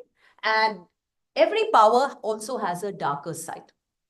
It's like when we are in our power, we flow freely. Right? But when there's something gets in the way, you know this kachra, when kachra comes, water cannot flow freely. It'll get stuck. So we have power blocks and sometimes we get stuck. So the Kanya can become a people pleaser, gullible. How many of us end up saying yes when we want to say no? Happens. So that is not the power, that's a power block. The Veera is the warrior, the energy is there in women as well, it's there in men, but our cultural context is a little different. We didn't have women in combat roles even in the armed forces till very recently. Rishika is the wise seeker. She's curious, she's inquisitive, she asks questions. And if you know from our culture, we've had women sages. And if you know them, Gargi, Maitreyi, right? We've had women who were very, very powerful and very knowledgeable. So that's the Rishika energy. Rani is the queen, which is different from the king. The queen is in power. She's stable. She's organized. She's disciplined. The Ma is, of course, the caregiver who is empathetic, listens, connects with people, wants belonging. And of course, the Apsara, who is the influencer. The woman who's very sure of herself, expressive, goes after what she wants. And you'll find that leaders also have these archetypes. Right? When I studied women leaders, I found, hey, there are these archetypes. Any of you heard of Mamata Banerjee, Chief Minister of West Bengal? So I studied these women leaders as research. Anybody guesses what would be her archetype? The Veera, right? She's the warrior. She's the rebel. She will say what she wants. She will do what she wants. Now, here's the catch. We must play to our strengths. And these are all strengths. In the morning, we spoke about playing to our strengths. And these are all our strengths. But sometimes we might overdo our strengths. And we might lose sight of what is correct and appropriate. And they become derailers. Right? So the whole purpose of using this for coaching is to understand ourselves better. So a lot of you might ask, what am I? So when this book came out, people were asking, am I a Rishika? Am I a Veera? Am I an Apsara? Well, to answer that question, I have an assessment tool. We spoke about assessment tools in the morning. You have lots of them like an MBTI, a Hogan, Gallup, Strength Finder. So I said, why not create something which is rooted in our culture and can be used by women? So that's the Powerful Life Assessment. You can access it through the website and you get your own unique power profile. You get to know about yourself. So awareness is the first part. And I think Mr. Spink spoke about the importance of awareness in the morning, right? That you must start with understanding your strengths and who you are. And this helps you to understand, hey, what are my strengths? Do I have warrior energy? Do I have queen energy? And we can't have all 6 at 10. That would be unrealistic, but we have these strengths. Am I playing to my strengths? And this helps you to do that. And once you understand yourself, you can move from awareness to alignment. What do I need to live my goals, to achieve my ambitions, to overcome some of the challenges that I have? So interestingly, this is my profile, which I did a few years ago. You can see I'm pretty high on the Rishika power of a seeker. So it's very easy. I won't say very easy. It's relatively easy for me to write a book. I can sit by myself and I write and I research and I get all these tools and frameworks. Oh, I love it. And I love teaching and being there. But after my book came out, it was very difficult for me to even tell people, I have a book, please read it. Please, I would love it if you read the book and give me a review. And then my publicist said, you know what, you have to do something, which I never did. Get onto Instagram. And I was like, yeah, Instagram is not for me. It's for people who post pretty pictures of themselves. It's so showy. I can't make videos. So I had to evoke my Apsara in the service of a bigger goal, which is to take this to more and more people. Right? So sometimes, as Marshall Goldsmith said, what's got you here is not going to get you there. Yes, your strengths have worked so far. They may not be what you need to get to the next stage. You're a great individual contributor, but that's not going to help you to become a team leader. You might be excellent at coding, but you might not be great at managing teams of people. You're wonderful running in a very stable, organized structure, but you suddenly decide, I'm going to join a startup. Your Rani power is not going to help you. So, which is why alignment becomes important. What are my goals now? What are my dreams? How are these powers going to help me? And then you can move into action, which is take actions to live your dreams and powers. And this is how we use it for coaching. Help understand the leader's goals. What do you want? Where do you want to go? What are your ambitions? What are your challenges? Help the leader identify what is my current archetype. And we've used it along with other tools. I'm working with a client now, they're doing Hogan, they're also using Powerful Life for their women, and say, hey, and I found, and I'm so delighted people come and tell me, this really connects here to my heart because I'm speaking a language that I'm comfortable with. I know I'm a Kanya, I'm a Ma, I'm a Rani, a Rishika. Help the leader understand power blocks. Where are you overdoing it? What are you doing less of? Where are you not leveraging your core powers?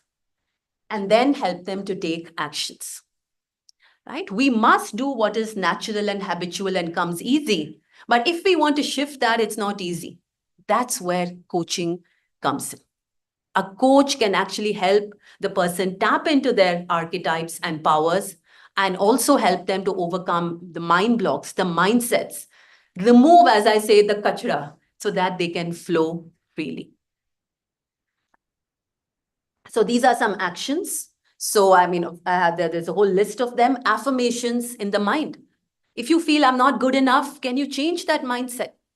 If you feel, I'm not a salesperson, I can't sell, can you have a better, more positive affirmation? And we all are familiar with affirmation, right? There are mantras. I'm great, I'm amazing. I can be intelligent and beautiful, right? I can be strong and kind. Listening doesn't mean I'm weak. Right? These are all mindsets which we can adopt and then work on the body. We had an amazing display of yoga yesterday. I'm a yoga practitioner, been doing yoga for 10 years. And I was having a chat with my yoga teacher about the 6 feminine powers. She said, it's so interesting. They all relate to our chakras. So in my book, I actually have yoga practices to evoke an energy. If I want fire in the belly, I actually have a practice to evoke that fire in the belly by activating my Manipura chakra. So body practices are very powerful. And then you have specific actions that you can take, like getting onto Instagram, like doing public speaking. And that is where we actually help leaders to enhance self-awareness, leverage my strengths and powers, overcome the power blocks, which is what's getting in the way, what's keeping me stuck, enhance potential. Right? In fact, the subtitle of my book is A Guide to Unlocking Your Full Potential. Because you have strengths you haven't even tapped in. Like we heard about the story of Hanuman and Jambavan yesterday. We don't even know. A coach helps you to see, hey, these are your strengths. You have an amazing strength. You have a warrior energy. You have the wise seeker energy. You have these powers. And sometimes we don't know what powers we are carrying in our toolkit. And now we have these 6 powers. And the coach says, you're always using the hammer. Why not try something else? Because your hammer is not working. Right? And provide a language for continuous learning. Language gives you power. So I spent 3 years in Bangladesh. And one of the interesting things I learned about the Bangladesh history is they went to war because of language. Right? They're not allowed to speak Bangla. They had to speak Urdu. And they actually celebrate Language Day. So language is power. And when you speak your own language, you are in power. You feel in control. Right? And I know how much ever in the professional world we do speak English, and now we have made it our language. The language of love, the language of abuse will always be our mother, what we call the mother tongue, right? We're really connected to it. So this gives a language for learning. And that's been the journey so far to enable people, especially women, tap into their power.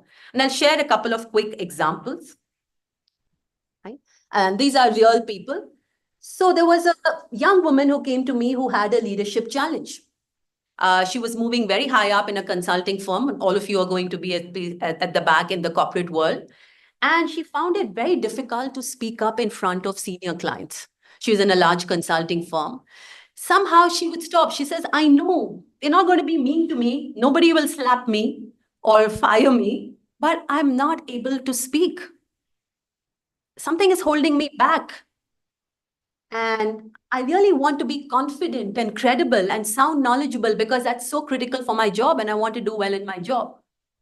So then when we went into her power, we found she has a strong Kanya archetype. She's good, she does her work, she's diligent, she's moral, she's hardworking, but she also has a block. I'm not going to be accepted or liked if I speak up. I'm a young woman, so they will not take me seriously. And she grew up in a large joint family where the grandfather was the patriarch. Little girls were not allowed to speak up. Boys were given preference. So she grew up thinking, if I stay quiet, I will be safe. What she needed to evoke was the wise woman in her. Right? And this is what we uncovered through coaching. What's happening? What's your story? What are the patterns that you are living in your life that is keeping you down? So prepare well, develop gravitas. And she said something very interesting. You know, I don't prepare for these meetings because anyway, I'm not going to speak. And that became a self-fulfilling prophecy. Right? And it's dangerous. We get stuck in cycles like this. Nobody will ask me anything. Nobody will even notice me.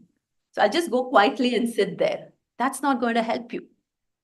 And coaching is so powerful in helping people identify and break out of this.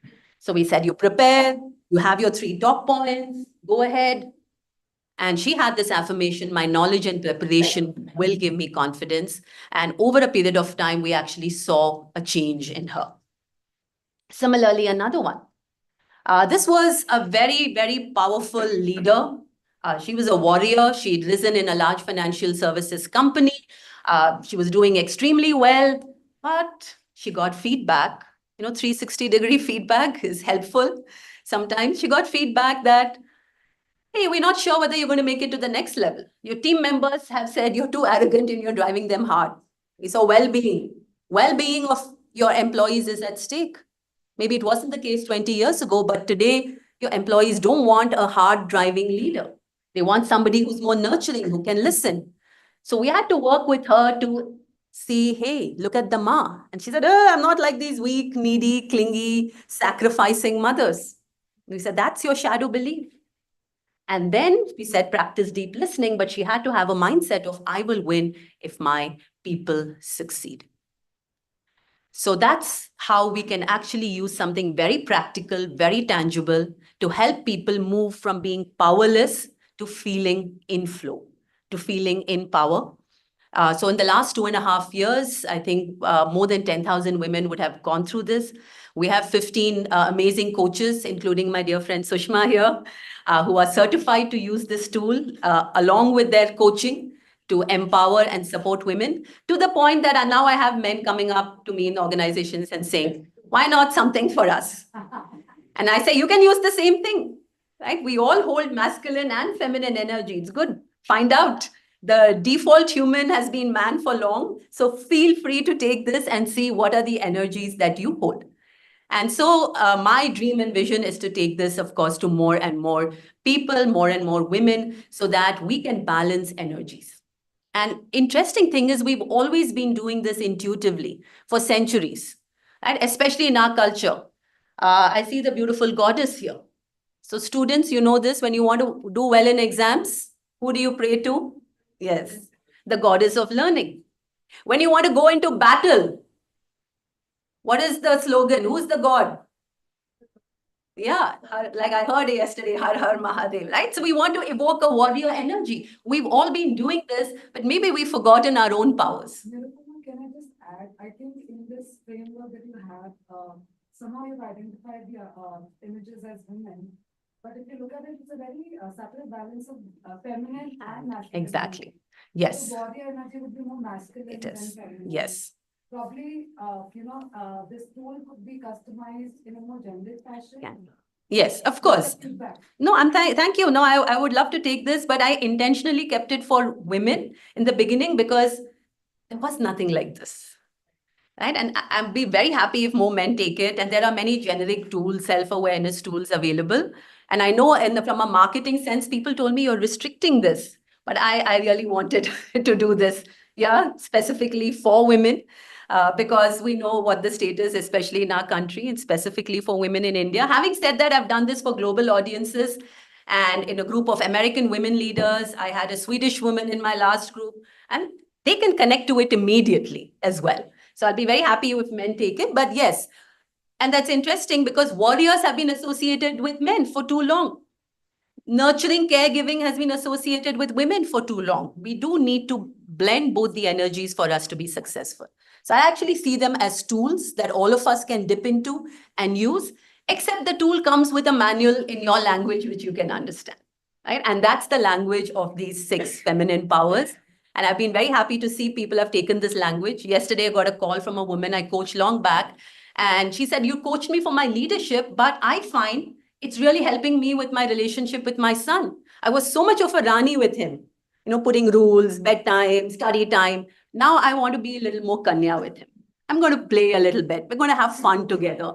I don't have to be the strict Rani all the time. And it was great to see you have a language for self-awareness.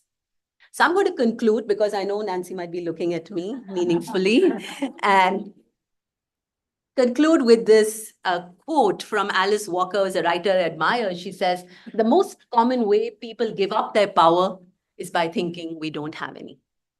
So it is my wish and intention that we use coaching as a way for each person to connect to his or her own power and lead a powerful life. Thank you so much. We're done on time. So I would like to compliment that you were exactly bang on time. You finished this session bang on time. Yeah, absolutely. And I think sorry? As of now, I'm so sorry, we do not have time for questions. Yeah, so If you have questions, can I just say connect with me on LinkedIn? And now I'm on Instagram. Not very active. I got this Josh in the beginning that I will get onto Insta, but my natural Rishika self took over.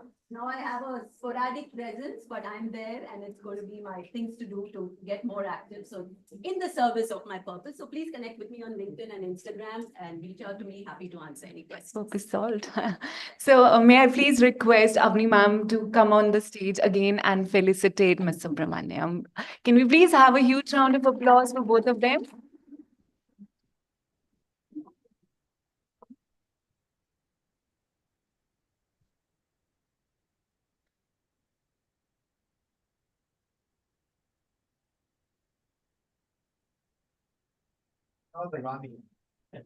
Yeah, I have a crown.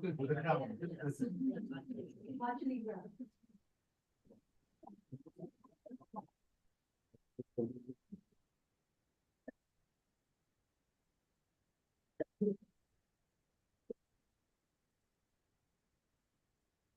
Thank you, Avni ma'am, and thank you, Ms. Subramaniam. The next on the list is a panel discussion on leadership excellence, tailored coaching for CEOs, board members, and manager at all levels. The session will be chaired by Professor Atul Khosla, founder and vice chancellor at Shoolini University. Professor Atul Khosla, who holds a BTech from IIT Kanpur and an MBA from JBIMS Mumbai, began his career with McKinsey. Over his 25-year consulting career, he has advised clients across India, Asia, North America, Europe, and Australia. He has also served as an advisor to MMC's global board on building the company's global operating platform and led Oliver Wyman initiative to establish a global risk advisory and operations. Please join me in giving a huge round of applause as we welcome Professor Atul Khosla to the stage. The panelists for this discussion will be Mr. Anuj Bhatta, Managing Director. Dr. Anuj Bhatta, Managing Director of Conalytics and the HRanalytics.com leverages AI to drive sustainable growth for businesses and individuals. With a rich corporate experience at companies like Adobe, Matrix Notes, and Sapient, he has an extensive expertise in analytics. Mr. Natwar, Head HR Strategy, Human Resources, People Strategy at Hyundai Motor India Limited, and Professor of Practice. Mr. Nadwar is an experienced human resource professional with over 16 years in the field. He began his career as a management trainee at Hyundai Motor India Limited and quickly rose to become the youngest team leader. Colonel Shailesh Pathak, board member, Shoolini University. Colonel Shailesh Pathak is an army veteran and an experienced glass and fenestration expert. He's a science graduate from Delhi University and has done general management program from IIM Lucknow. With a huge round of applause, let us welcome all of them for a panel discussion. Professor Atul Khosla, we have 25 minutes for the discussion and 5 minutes for the question and answer round.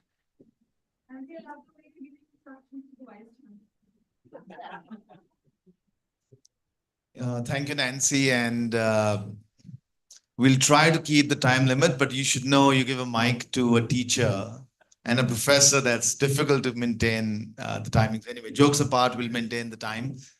Thank you, all of you, for being here today. And I have such an illustrious panel. So thank you, all of you, for being with me. The topic is very apt. And the reason I'm saying the topic is very apt is because we have CXOs amongst us. And we also have aspiring leaders with us in the form of students. The fundamental question which I would like to grapple with is, number one, how important would coaching be once you've achieved glory? Once you've achieved success, do you still need continuous coaching? And the second question would be, how do you reach there? So I have a very dear friend here. Hopefully she's a friend, Shan, and we had some very passionate discussions yesterday. And the question would be, can coaching take you to that level which unleashes your potential? Before I sort of get into that, I'll just take a minute talking about my experiences with coaching and some of my friends and colleagues. I personally have been a beneficiary of leadership coaching. I had some very significant challenges early on in my career, and I was so lucky to have met my coach. But in a nutshell, the challenge that I was having, and this is for you students, was that I ended up working in a company which expected me to work in a particular way. This was a consulting firm where everyone came with very strong data skills, logical thinking skills, and ability to communicate in an extrovertish manner. And I was supposed to communicate like that because everyone told us that find a role model and behave like people in the firm. And this was McKinsey. And I just went into a shell for 2 years, 3 years, and my performance completely dipped. Till I went through a program where they did some mapping. That was not, I wish there was something like this, Nirupama, but there was something that something called MBTI, which some of you might be aware, the Myers-Briggs framework. And very interestingly, what happened was they made 2 sets of people profile me. One was my workmates, my colleagues, and the second were friends. And as I went to the training, I still remember in beautiful, the Alps of Germany, a place called Sprungli, the coach called me and said, I'm very confused. And I asked her why. I still remember her name was Lisa. So Lisa said, it's very confusing for me because your colleagues are telling me that you're an ISTJ, which means you're an introvert. You're extremely data-driven. You are extremely organized. But your friends are telling me that you're an ENFP. And both of them are on the complete opposite side of the spectrum. They're telling me that you're an extrovert, you're intuitive, you're people-driven, and you're completely unstructured. What's happening? And we got into a dialogue. While this was not meant to be a one-on-one coaching, Magda, she took her time for me and we got into a dialogue. And she told me, I think what's happening is You're trying to be someone which you're not. You are an ENFP and you're trying to be an ISTJ, which is opposite to your style. And that's the result of, and that's the reason why you're really, really struggling in your profession. Why don't you try to be an ENFP, which is extrovert, take decisions around people, be intuitive, etc. My point to my CXO friends is that it's very difficult because organizations are also extremely stereotyped because they expect you to behave in a particular way, especially when you're junior. So just to very quickly close on my journey, luckily I was on the window of becoming a manager, which is a leadership role at McKinsey. Still struggled a bit, and then I became a partner. And I blossomed. And my career just took an opposite turn because now people had to work with my style rather than me working with their style. Anyway, cut a very long story short, the learning that I had was, number one, coaching can fundamentally transform you if you understand where the challenges are or where the opportunities are. And that's, I think, the message for my very young friends over here that seek support. It could be through a formal coach, but you will not hit a CEO position that we're talking about today unless you've gone through that journey. And I think for my CEO friends over here who are here and the CXO friends over here, and that's the topic today, this journey of leadership and this journey of coaching is continuous. It might be in the form of formal coaching, and you were speaking about it, I think. Or I don't know who was speaking about it, about how, I think you spoke about it, Prem, about how Krishna gave sermons and coaching to Arjuna in the whole process. I think with that, I'd love to open it to the panel. A fantastic topic, but I would first like to probe one question. Senior leaders can also be very defensive.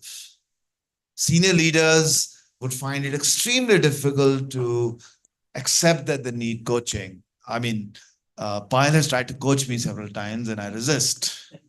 She's even got me a formal coach and I resisted. So probably it's time for me to turn around. But the point is that as a leader, as a CEO, it's very difficult for you once you reach that stage. You've also got some very strong beliefs in the way things have worked out for you, that you need coaching. And that's my question to you, sir. In your journey, how do you, a person in your position, what do you think about this whole topic about coaching? And have you been in a situation where either you or any of your very senior colleagues have been advised for coaching, but they've resisted? And how have you gone out and convinced them that coaching is something absolutely essential? So I'll hand it over to you, sir. Thank you.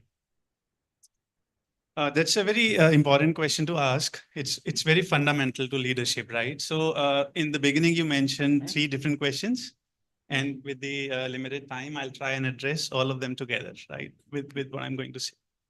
So if we look at leadership, I think this is one of the most influential element for organizations' resilience, brand image, and longevity. However, leadership is a consequential phenomenon. We have seen, and as you were saying, once you have reached the glory, and even then, do you need coaching as a leader? So we have seen a lot of examples based on the organization's culture, and I'll talk about culture as well. Some CEOs or senior leaders, they were super successful in one organization, but when they hired in a different organization, right, they were disasters. It's not only about what as a person you are. However, you have to mold and bring out different elements depending on the culture of the organization. There are so many things, so many perspectives through which culture has been defined, but one perspective is which is very simple to understand. If you look at your employees, and if you look at 2 parameters, one, are they aligned with what you want to do, which is your vision? Second, do they resonate with the way you want to achieve that? if you create the quadrants on these two parameters, it's very easy to see and identify the leadership style, right? We have in the Indian context, we have different leadership styles, transformational and laissez-faire and so on and so forth. So when it comes to coaching, it can be quickly divided into four things: the purpose and the goal. Then we have the intent. A lot of people spoke about intent, or whether and this is the last question about being open and so openness is easy to listen to, but it's the most difficult thing to implement, right? So intent. Then you have the efficacy. If you can't measure it, you can't improve it. So with all these elements, and I can talk about this for hours, but just to summarize, if we look at the purpose, whom this coaching is for, what is it, what's the purpose it is going to solve, what stage this person at, right? What's the intent of this person? Is it just because it's a forced coaching versus the person is open and ready to grow grow to the next level, so on and so forth. Then comes one of the most important parts is who's the coach, right? If you have all the other elements right, but then you miss on choosing the right coach, things won't be very, very positive. And finally, efficacy. So if we have all the blend, a balanced blend of these four, I think coaching is phenomenal. It is required, and without coaching, you can't just have all those three fundamental elements for the organization. Thank you. Thank you, Anuj. I think what a lovely answer. I'll sort of switch to Shailesh, and I'm going to ask a tough question to you, Shailesh. No problem. And hopefully you'll give an honest answer. I was sitting with General Malik yesterday and also had a long discussion with Suresh Kumar, who's an ex-senior bureaucrat. And both of them made some very interesting comments. They said, we wish there was coaching in the government. So do you think generals can be coached? And should that be implemented in the Indian Army? So my experience will be twofold. One in the army while I was in service, and one after nearly 10, 15 years ago when I joined the corporate. And I have a different mind. Yeah. So in army, everything is so structured. When you are a Havaldar, you have a different parameters for coaching. And every time a coaching is culminated into the testing. So unless you don't qualify, you're not promoted. So every general sahab is also gone through so many tests, so many exams, and so many parameters. So I don't know in civil bureaucracy what they do, but army is very well structured. If I'm a company commander, before I command a company, I need to do a joint or JC course, junior command course. Before I take a battalion command or a unit command, I need to go through a course, which is senior command course. Similarly for brigadier, for general, and then there are training everywhere, coaching is everywhere, and it is tested. Unless you are in an active role, you will not be promoted. And I don't know, it's a washing dirty linen. Only 10-15% make it to full colonel. So army is a very hierarchical organization where coaching is so important. And not only coaching, there is also mentoring. My battery commander or my company commander, when I was a lieutenant or a captain, he used to guide me how to speak to Jawans, how to speak to families, because families are an important part of the army life. And not only we have to look after our goal, targets, enemies, family life, weapon development, equipment maintenance, so many things. So coaching, mentoring, and at lower level, training. So let me ask a related question here. I'm just imagining, and you tell me whether that's possible. We've got the chief of the army staff, and there is a formal associated coach with him who's hand-holding him, and he's sort of sharing his challenges, excitements with that coach. Do you think that's a possibility? And does it happen in anywhere in the world? I don't know. I'm just asking in a something as structured as an army situation. Definitely happens. Number of things like so we'll test this with Brigadier Mehta later. Yes, we He's have been a a one-star general. yeah. when we have a regimentation, so during regimental get-togethers, he is a respectable person, but he's like an elder brother or a father figure. And sometime in home also, you chide with your father. You elder brother, you can have a banter, you can discuss. So that always So happens. mentoring is definitely there, you're Yes, saying. yes. What about formal? I'm just curious. Do you think there is a formal coach associated with a senior leadership? The army does not have a coaching concept, but if you treat, like I said yesterday, coach is some role, right? And who can reflect on your thoughts. You do have close, confident people in your group who are your advisors, immediate advisors, who keep all your secrets, just be one with you. You have that kind of a system, you do talk. Every senior people talk to those close confidants of things. So everyone will have a set of sort of informal. They all have, but formal coaching as coaching. Yes, it is. What about the US Army, Magda?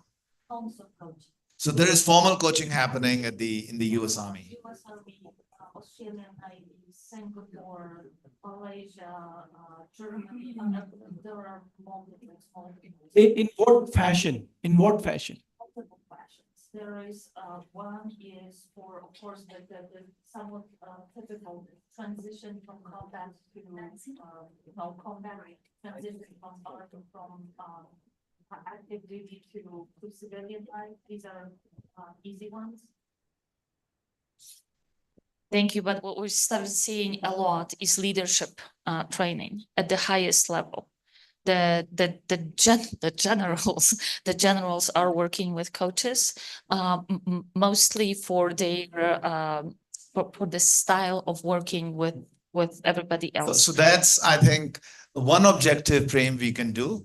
Let us reach out to the highest echelons of the Indian government as part of NHRD and have experts like Magda speak to decision makers and ask them and try to prod with them to say, why would the senior most bureaucracy of India or the senior most leadership of India not go through coaching. I'm not sure whether it happens even at the political level. It might happen in an informal way, like Brigadier Mehta is saying. So it's just like you threw an ambition at me, so I'm throwing an ambition at you. But let me now come to Natwar, and I think this is linked to a different culture. You're part of a company which is Korean, different from the Anglo-Saxon world, which possibly India is. You're with Hyundai. So my question is, in the Korean context, in the Asian context, how is leadership perceived? And would you see again over there senior CEOs of Korean companies getting coached, or you think it's still a very Anglo-Saxon concept? I'm talking about formal ICF type coaching. Firstly, thank you for inviting me to talk here. And I personally feel I'm the outlier among all the people sitting here, because most of you come with an experience of coaching or in the position of talking about it with authority. Well, I'm just a leader, but I'll answer to the question in the best context as I can. Korean, let's understand where the Korea comes from. They have nothing in the 1950. They lost everything. They've been invaded a couple of times by Japan. They have nothing to lose. They have built up everything in 1950 to today, 2024. They were the fastest growing economy in the world. The only attribute which I keenly look at them when they look at the leadership is the agility, the adaptability, and the most important point is execution. You would see that when we talk in the conversation in the boardrooms and the meetings, we often talk about, this is going to be the planning and this is going to be plan A, we'll do it this way. What if things fail? Let's say you have to design an event, going to be big event. As you're leading the event, you have all the people sitting right in front of you. There's a rain, but there's no cover to it. What you'll do? Most of us would actually say that it's over, let's pack off the event. And that's what most of things happen. But that doesn't happen in Korea. And what they do is you need to have a plan A, you need to have a plan B, and you need to have plan C. And if any of those fails, you should be able to transition between A to B in a matter of minute. And if I have to say this, the skill of firefighting is very important in today's context. Be it any given point of time in your life, the most important part we fail is firefighting. Giving in a situations, are you able to handle that level of stress? Now, with relates with the science and psychology with it, I link with the concept of copability. Most of the patient who survived in the COVID scenario were not because they were physically built strong, but they were mentally built more stronger. So the copability factor is very important. Going back to the context of leadership in Hyundai, its executions matters a lot. And in fact, I remember reading a book by the chairman which says, let's produce it and sell later. It doesn't matter. Whatever be in the question, what would be the scenario, if you're able to produce it, we can definitely sell it. So that the execution is very, very important. You can talk big, but if you're not able to deliver, you do not execute. So let me ask you, Natwar, I don't know your background, but have you worked in an American or Anglo-Saxon company prior to Hyundai? No. So your experience is very Korean-centric. Okay, I'll give you more contextual with that. I come from a business family who has been in the business for about 300 years. So I'm the only one out of the three who is just into the profession and not into the business. When I joined the organization, I was actually defined and told that I would not survive the organization for more than about 10 days because I do not come from that context. But I've been with this organization for 18 years. Now, I personally don't feel that it doesn't matter that you're working with an US organizations or you're working with an Indian organizations or an organizations you call it to the best of the culture where it comes from. I think it's very important that you understand the reality of what is required for you is nothing but deliveries. I mean, I understand that we need to look at very holistically when we go to any ecosystem, culture. All this are very important. But look at it. At end, it is about you have to deliver it. And the only thing which I feel in the current context of leadership should require the agility in whatever they do. The capability of understanding the situation and molding it to it. I think these are very important and you keep it any culture across the world.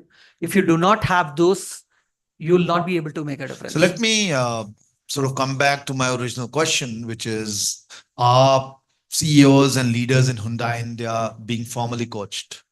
Yes, they are formally coached. Lovely. Let me pass it over to Prem for a second. You work for an Indian organization. Again, 300-year-old.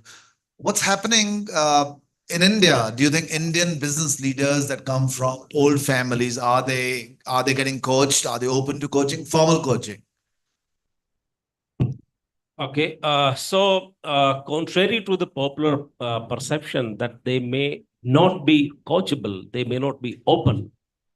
What I find in most of those cases, they are very open. They are looking forward to a diversity of thought processes, something which is different, and they are very, very open to embrace something which makes a business sense and which they have not thought earlier. So that's number one. Number two, I just want to also add to a previous question that was also coming up in the earlier session, coachability. Is everyone coachable? I just want to add that bit there. To my mind, most people are coachable. Most people.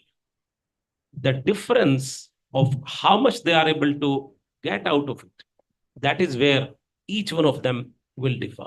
So the difference in impact is only that of degree, how much one moves and how much other moves. It's not that of kind.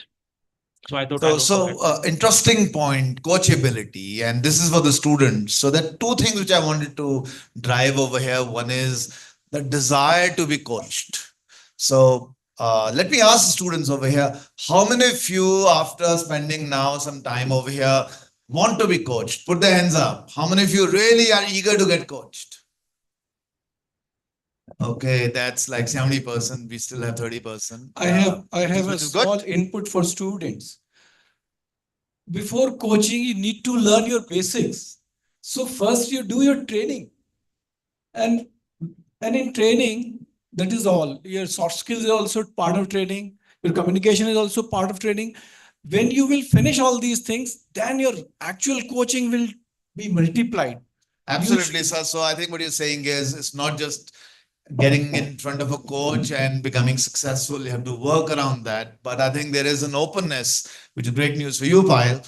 And let me now swing it back to another question, which is a very passionate debate I had in the evening yesterday, where it was a divided view, where some of your peer group was saying you cannot take coaching to students. Coaching is meant, or ICF type coaching is meant only for CEOs. My belief that is not the case, but there was a very passionate discussion. There were some of us over here. I would like to get Narupama your view on this. That do you think we can actually take coaching right at the level of school students? Because I think that's really when we start turning the gears and changing patterns. What is your thought? I would say absolutely.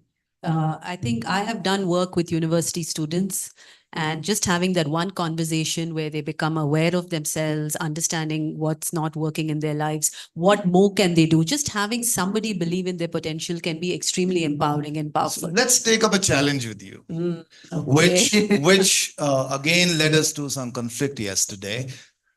Pick up a student, or we'll pick up a student amongst ourselves over here, whom we, in the stereotypical way, believe is not of high quality or is not of the right vegetable, like you said, Shan, yesterday. And let's see if that person can be coached over a period of time. And probably that's another project we should do, not just pick up only for 1 year. Can we do an experiment which is truly good?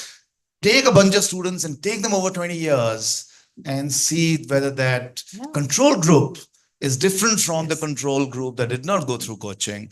And how do you define that sort of process? Is something would you like to pick up? Yeah, let's do that. And Lovely. I also want to. And we can take a girl and use all the lovely frameworks. I can. I'm happy to do that. But I also want to say very clearly, while coaching is great, it's not the magic pill for everything.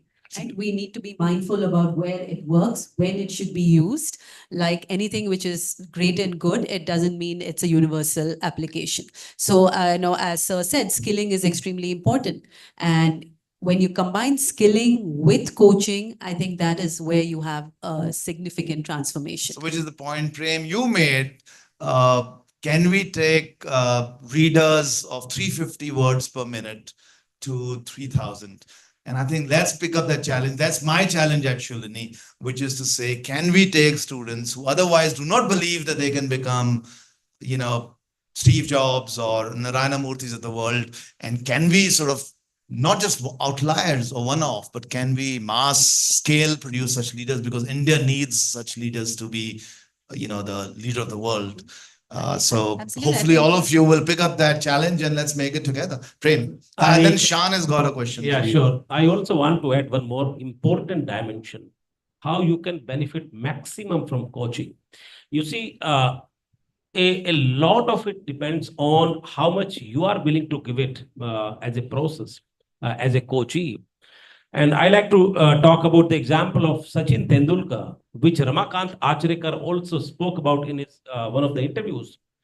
See, Ramakant Achrekar coached many young cricketers, but why Sachin shined as much as nobody has done so far is because of the commitment that he was willing to put in.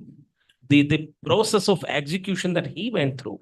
And Ramakant talks about this, that I would have picked up many other players, but I did not, because exactly. And that's a key differentiator. So entrusting yourself and entrusting your life and your stakes with a coach and flowing with that flow, I think that's another dimension. And I think that's very important for the youngsters. Be fully committed, be fully into it. It's for your life, it's for your career, and give your 100%. I think that is where you get. One more question to the student before I come to you. Yeah. 1 second. Give me 30 seconds. How many of you want to be successful? Whichever way you define success. So some of them are not, they're a little shy and putting their hand. Okay. So Prem spoke about and Sir Shailesh spoke about putting tremendous amount of effort in the journey. How many of you are ready to put in that effort, open mind to get coached and become truly successful? Put your hands up. Definitely me. Okay, lovely. I think we've got a great quorum over here, and I'll hand it over to you, Shan. And probably Anuj, you can answer. So, I personally feel that coaching is misunderstood and we are undermining the skilling part of it. So, let me explain it in a very raw fashion. Uh, you know, Skilling is like converting coal into diamond. Skilling is like converting coal to diamond. Coaching is giving a cuts to diamond and making it sparkle in your jewelry. So coaching only comes in play when somebody already has certain amount of self awareness and certain amount of skills already in place. So coaching is given to make that person shine through. But without skills, you cannot coach somebody. Without certain level of self-awareness, you cannot coach someone. So I personally feel that students are not at a stage of self-awareness. No, great thoughts, Shan. I think I love to close it here because some of the guests are leaving. We'll have these discussions over lunch. It's a start. There are different mechanisms to transform individuals. I agree with you. You can't coach someone who doesn't have the skills. That's critical, and that's why I think a combination. I think you mentioned about that is critical. So once again, thank you very, very much. 30 seconds. You wanted to say something, Anuj? So I was Before we coming from close. a very practical scenario with the first-hand experience. We know that research says in India, 85% of fresh graduates are unemployed. Now, large organizations hire them and train them for a very long time. But companies like us, SMEs, we struggle a lot. Like when I need to hire an analyst, I need to interview 300 to 400 freshers to get one person. So what you're doing with coaching, I think this is going to change and fill the bridge, gap, fill the gap tremendously, and it gives me so much of happiness that now people, if you are trained and coached together, I think there can be nothing better for students. Thank you, Anuj. Thank you, Shailesh. Thank you, Natwar. I know this could be an endless discussion. I would really love to say bye to some of the guests. But if you want to continue for like a minute more, Shailesh, probably you can take over as the host and just have last parting thoughts, 30 seconds each from Natwar, you and Anuj. And I'll just join back for just the closing remarks.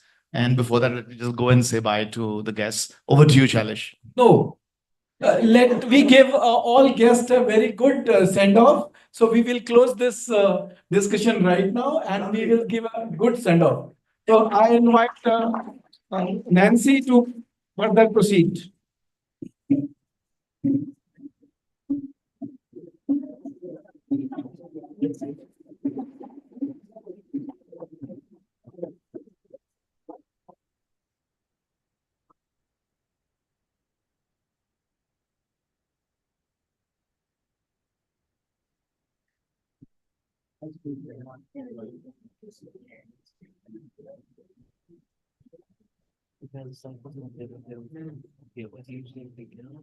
The class being not end.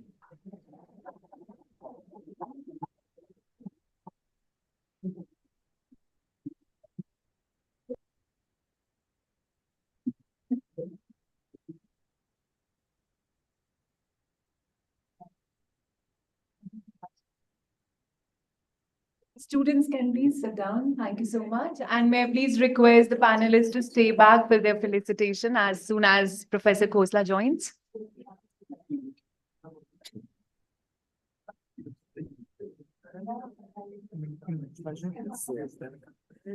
The students to maintain discipline. I know it's getting a little, but we are just about to close the ceremony, okay?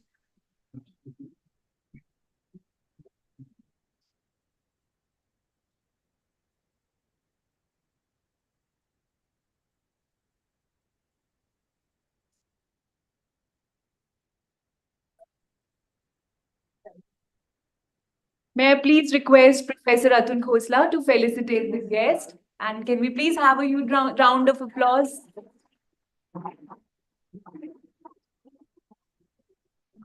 I being part of the panel, I'll request that she can come on. Absolutely, ma'am. Please join in. Please have a huge round of applause, guys.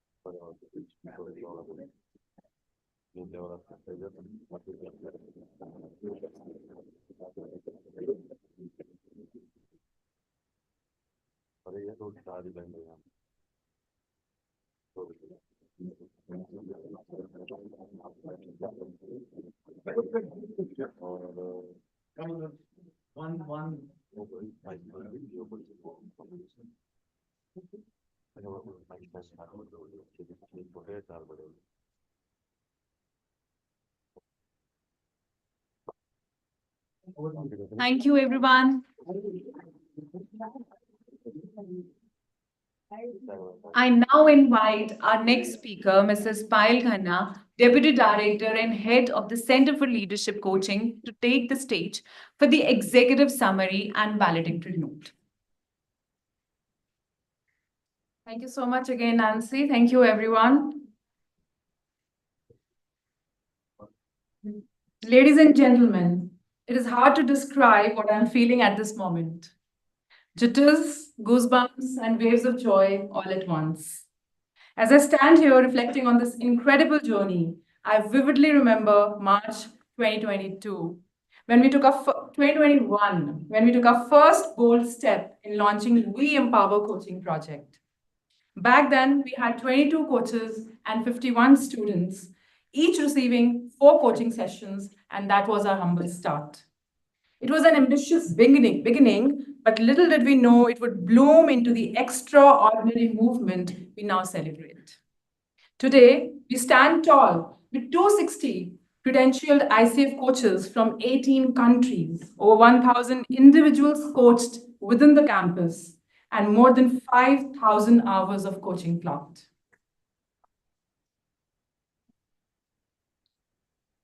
If we quantified the value of these interventions, it would amount to over 4 crore rupees in Indian currency. Yet, this project was entirely pro bono.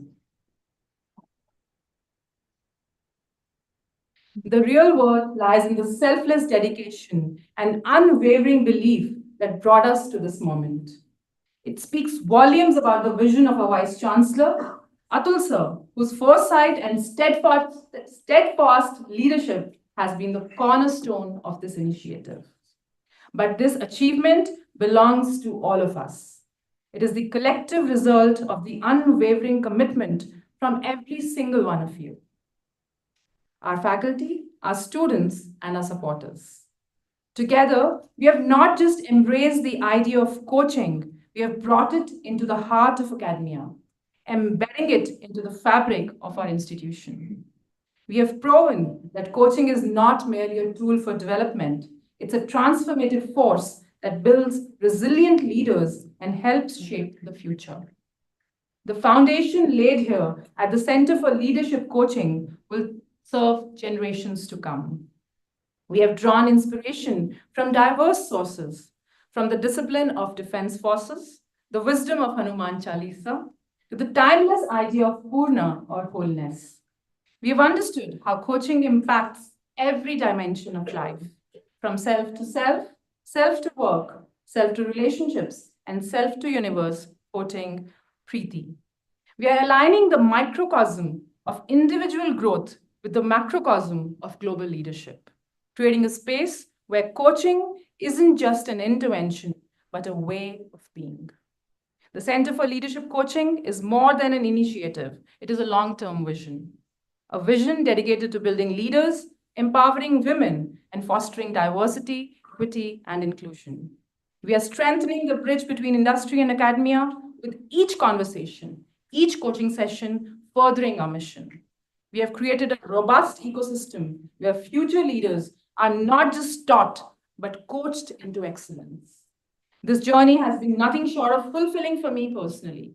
From being the only coach on this campus to now standing here in front of this room filled with champions, I've had the privilege of witnessing something truly transformative.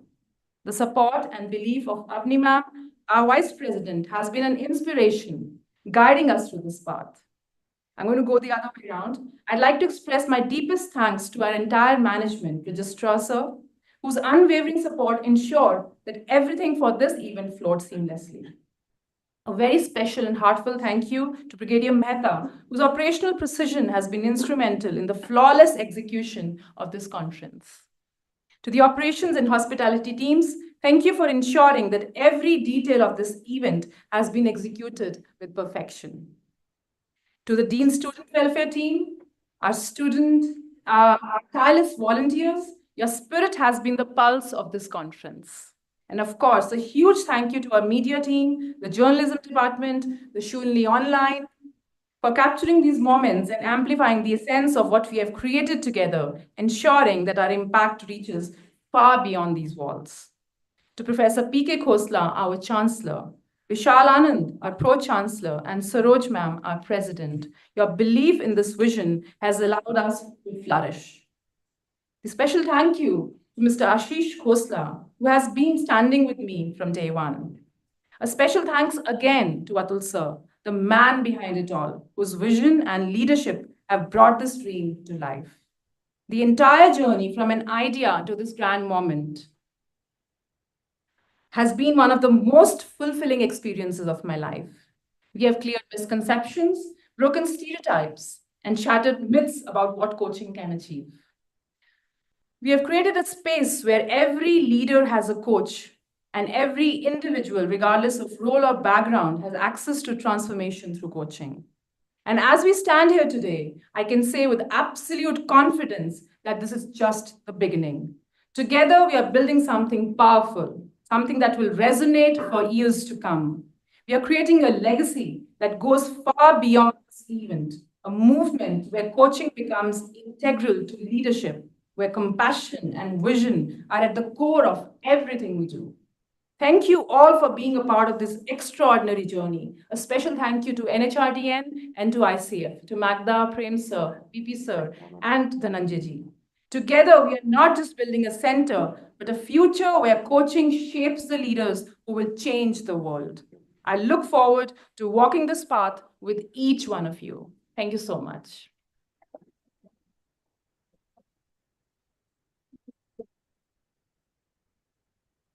And with this, I invite Atul Sir on the stage for the last words to the audience, the guests, delegates. Yes, thank you.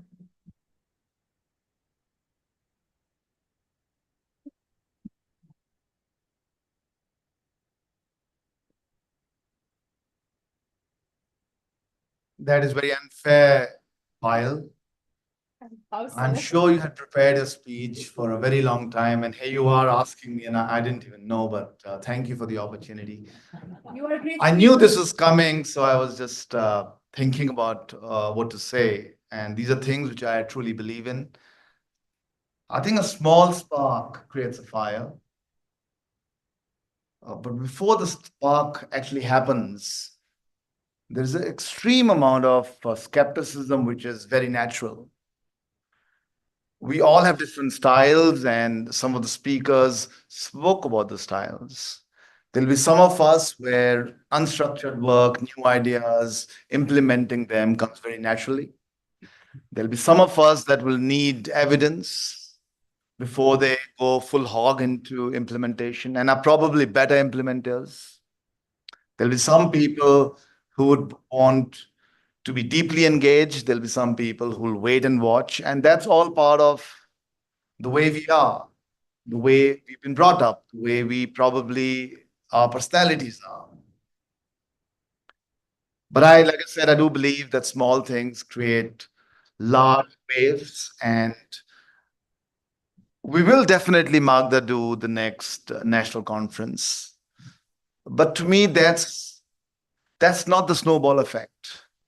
I think the snowball effect comes if we can genuinely prove, not through just research, but through the success of these students, that interventions like these can change the world. And let me throw some statistics over here, why it's important. I'll first talk about India. We are a $4 trillion economy today, give and take. We are expected to be a $10 trillion economy in the next 10 years. And I was doing the numbers 3 days back. I was presenting to the Ministry of External Affairs, the Secretary, the Foreign Secretary of India. And the numbers are staggering. At one level, we say our students are not employable. I would like to say that's a myth. Our challenge is not unemployability of talent. Our challenge is we just don't have the capacity of talent available. And let me build a case for this. If we have to achieve a $10 trillion economy, we will need 4 million new leaders, scientific, business, technical, in the workforce. That is the size of Australia, or probably the size of, I think Australia might be a little bigger than that, but that's the total number of students probably studying in our workforce, in the colleges in India. How do we ramp up that capacity in a very sizable way, very quickly? 6 years is all we have. And this is the type of movements that we need to build into the country. So that's one part of it. The second statistic which I would like to talk about is, I don't know how much you know, my dear friends, but 25% of the global workforce, 25% of the global workforce in the next 1 year will be sitting in India. It's a staggering number. But even more staggering than that is the next 25% is going to be sitting in Africa. And even more staggering is the fact that the next 15% is going to be sitting in other parts of the global south. What about China? China, the population is actually becoming older, and it's actually not going to be adding people to the workforce, Shan. So 65% of the workforce of the world will be sitting in India, Africa, Bangladesh, Sri Lanka, Latin America. In the traditional sense, we discount this quality of talent. In the traditional sense, we believe that students' talent coming from Africa is not of high quality. In the traditional sense, we believe that students who come from Turkey, for example, are not ready to be in multinational global companies or Indian multinationals. And that's, I think, the challenge all of us have, that if we do not break this myth, India will not achieve its glory, Africa will not achieve its glory. But more importantly, there's going to be social strife. If we are not able to give economic independence to this large belly of the world, it's going to be economic and social strife. There's going to be civil war everywhere. So it's the onus on all of us as leaders sitting in this room to deliver leadership and prove that in the stereotypical world where we say person is quality or not of quality, we break those myths, because the distribution of talent is the same in the world, whether it's in India or in Switzerland, in the US, in Africa, or any other part of the world, wherever we go. And I think that's the challenge which I would like to leave with our leaders over here, but also the students over here, because you are going to be role models for the world. You are the ones who create the snowball effect. When you go back and tell your stories of success to your fellow friends, your family, then everyone gets inspired to say, कि हाँ यार, अगर सचिन ने कर लिया, if Sachin can do it, so can I. So go out, put in hard work. Rightly speaking, Shan, build the skills. It's very important. There's nothing comes without hard work. No success comes without hard work. But be open to change. And change can happen through coaching. Understand what you love to do. And I'll end this whole discussion, and I'm getting excited now, is a wonderful dialogue of Shah Rukh Khan, whom I'm a huge fan of, a very famous film star. So he did a very wonderful movie called Om Shanti Om, where there's a very interesting dialogue. He said, इतनी शिद्दत से तुम्हें पाने की कोशिश की है. I'll translate that in English in a second. इतनी शिद्दत से तुम्हें पाने की कोशिश की है कि हर जर्रे ने हमें मिलाने की साजिश की है. किसी भी चीज को दिल जान से चाहो तो पूरी कायनात उसको आपसे मिलाने में लग जाती है. Anything that you desire with the core of your heart, the whole universe conspires to deliver it to you. And that's true. So, dear friends, dear students, dear ICF, let's change the context. Let's change the narrative and make the narrative to have a deep influence in the world. Let's start with Shoolini. Let's create the microcosm of success over here. It won't be easy. There'll be a lot of naysayers, but we need to make the change happen. And once this success happens, the spark happens, let's take it to different parts of the country. So sir asked me, can we go to other universities? And I think the answer is yes. To schools. And whatever little Shoolini can do, I think we'll be there. And I was joking, we will literally move mountains. That's my promise. That's why we exist. Our role is to make the change happen. Our role is support of dear friends like you. And we are so delighted, so excited. Thank you very much. My students are trained to stand up and clap, but I've yet to finish. Give me 30 seconds more, unless they're very hungry or they want me to leave. But once again, I truly wanted to thank all of you. It's not easy to come all the way to Shoolini. I know it's a journey from Delhi or Chandigarh or other parts of the world. You've come a long way, Magda and your team. Thank you, students, for believing in Shoolini. Again, as I've always said, the university is 1000% behind you. I will fight wars for you, whatever it takes to get you successful. That's my promise.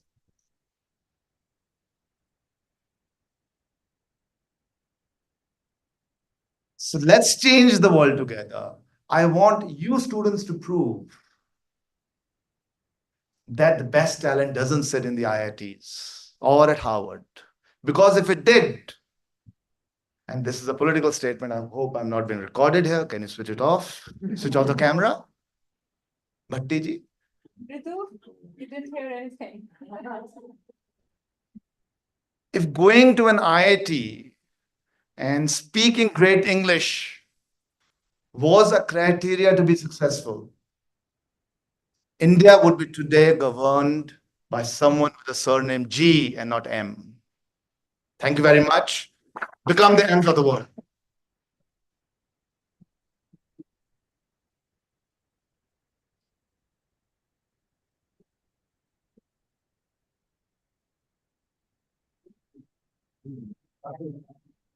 All right, so as we conclude, we have an important announcement for all our guests. Please note that your lunch is available at your place of stay, and not to forget the very hardworking IT team that we had today, and Mr. Bhatti all the way standing and supporting the entire conclave. So thank you once again for being part of this unique leadership coaching conclave. I hope you all enjoyed like we all did, and I hope to see you back soon at Shoolini University. Thank you once again. And for students, please note do not move till the students have left the room. Till the Yes. yeah, actually, I heard a lot of noise and I got confused. So till the guests have left the venue, please do not move. Thank you once Thank you. again. Thank you. A big thank you to the host, to the MC, Nancy. A big clap for her. Thank you, everyone. Thank you.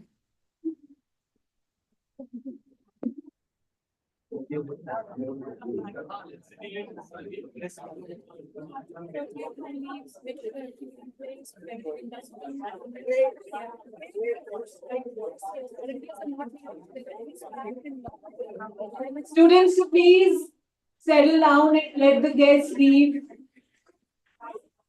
2 minutes और बस.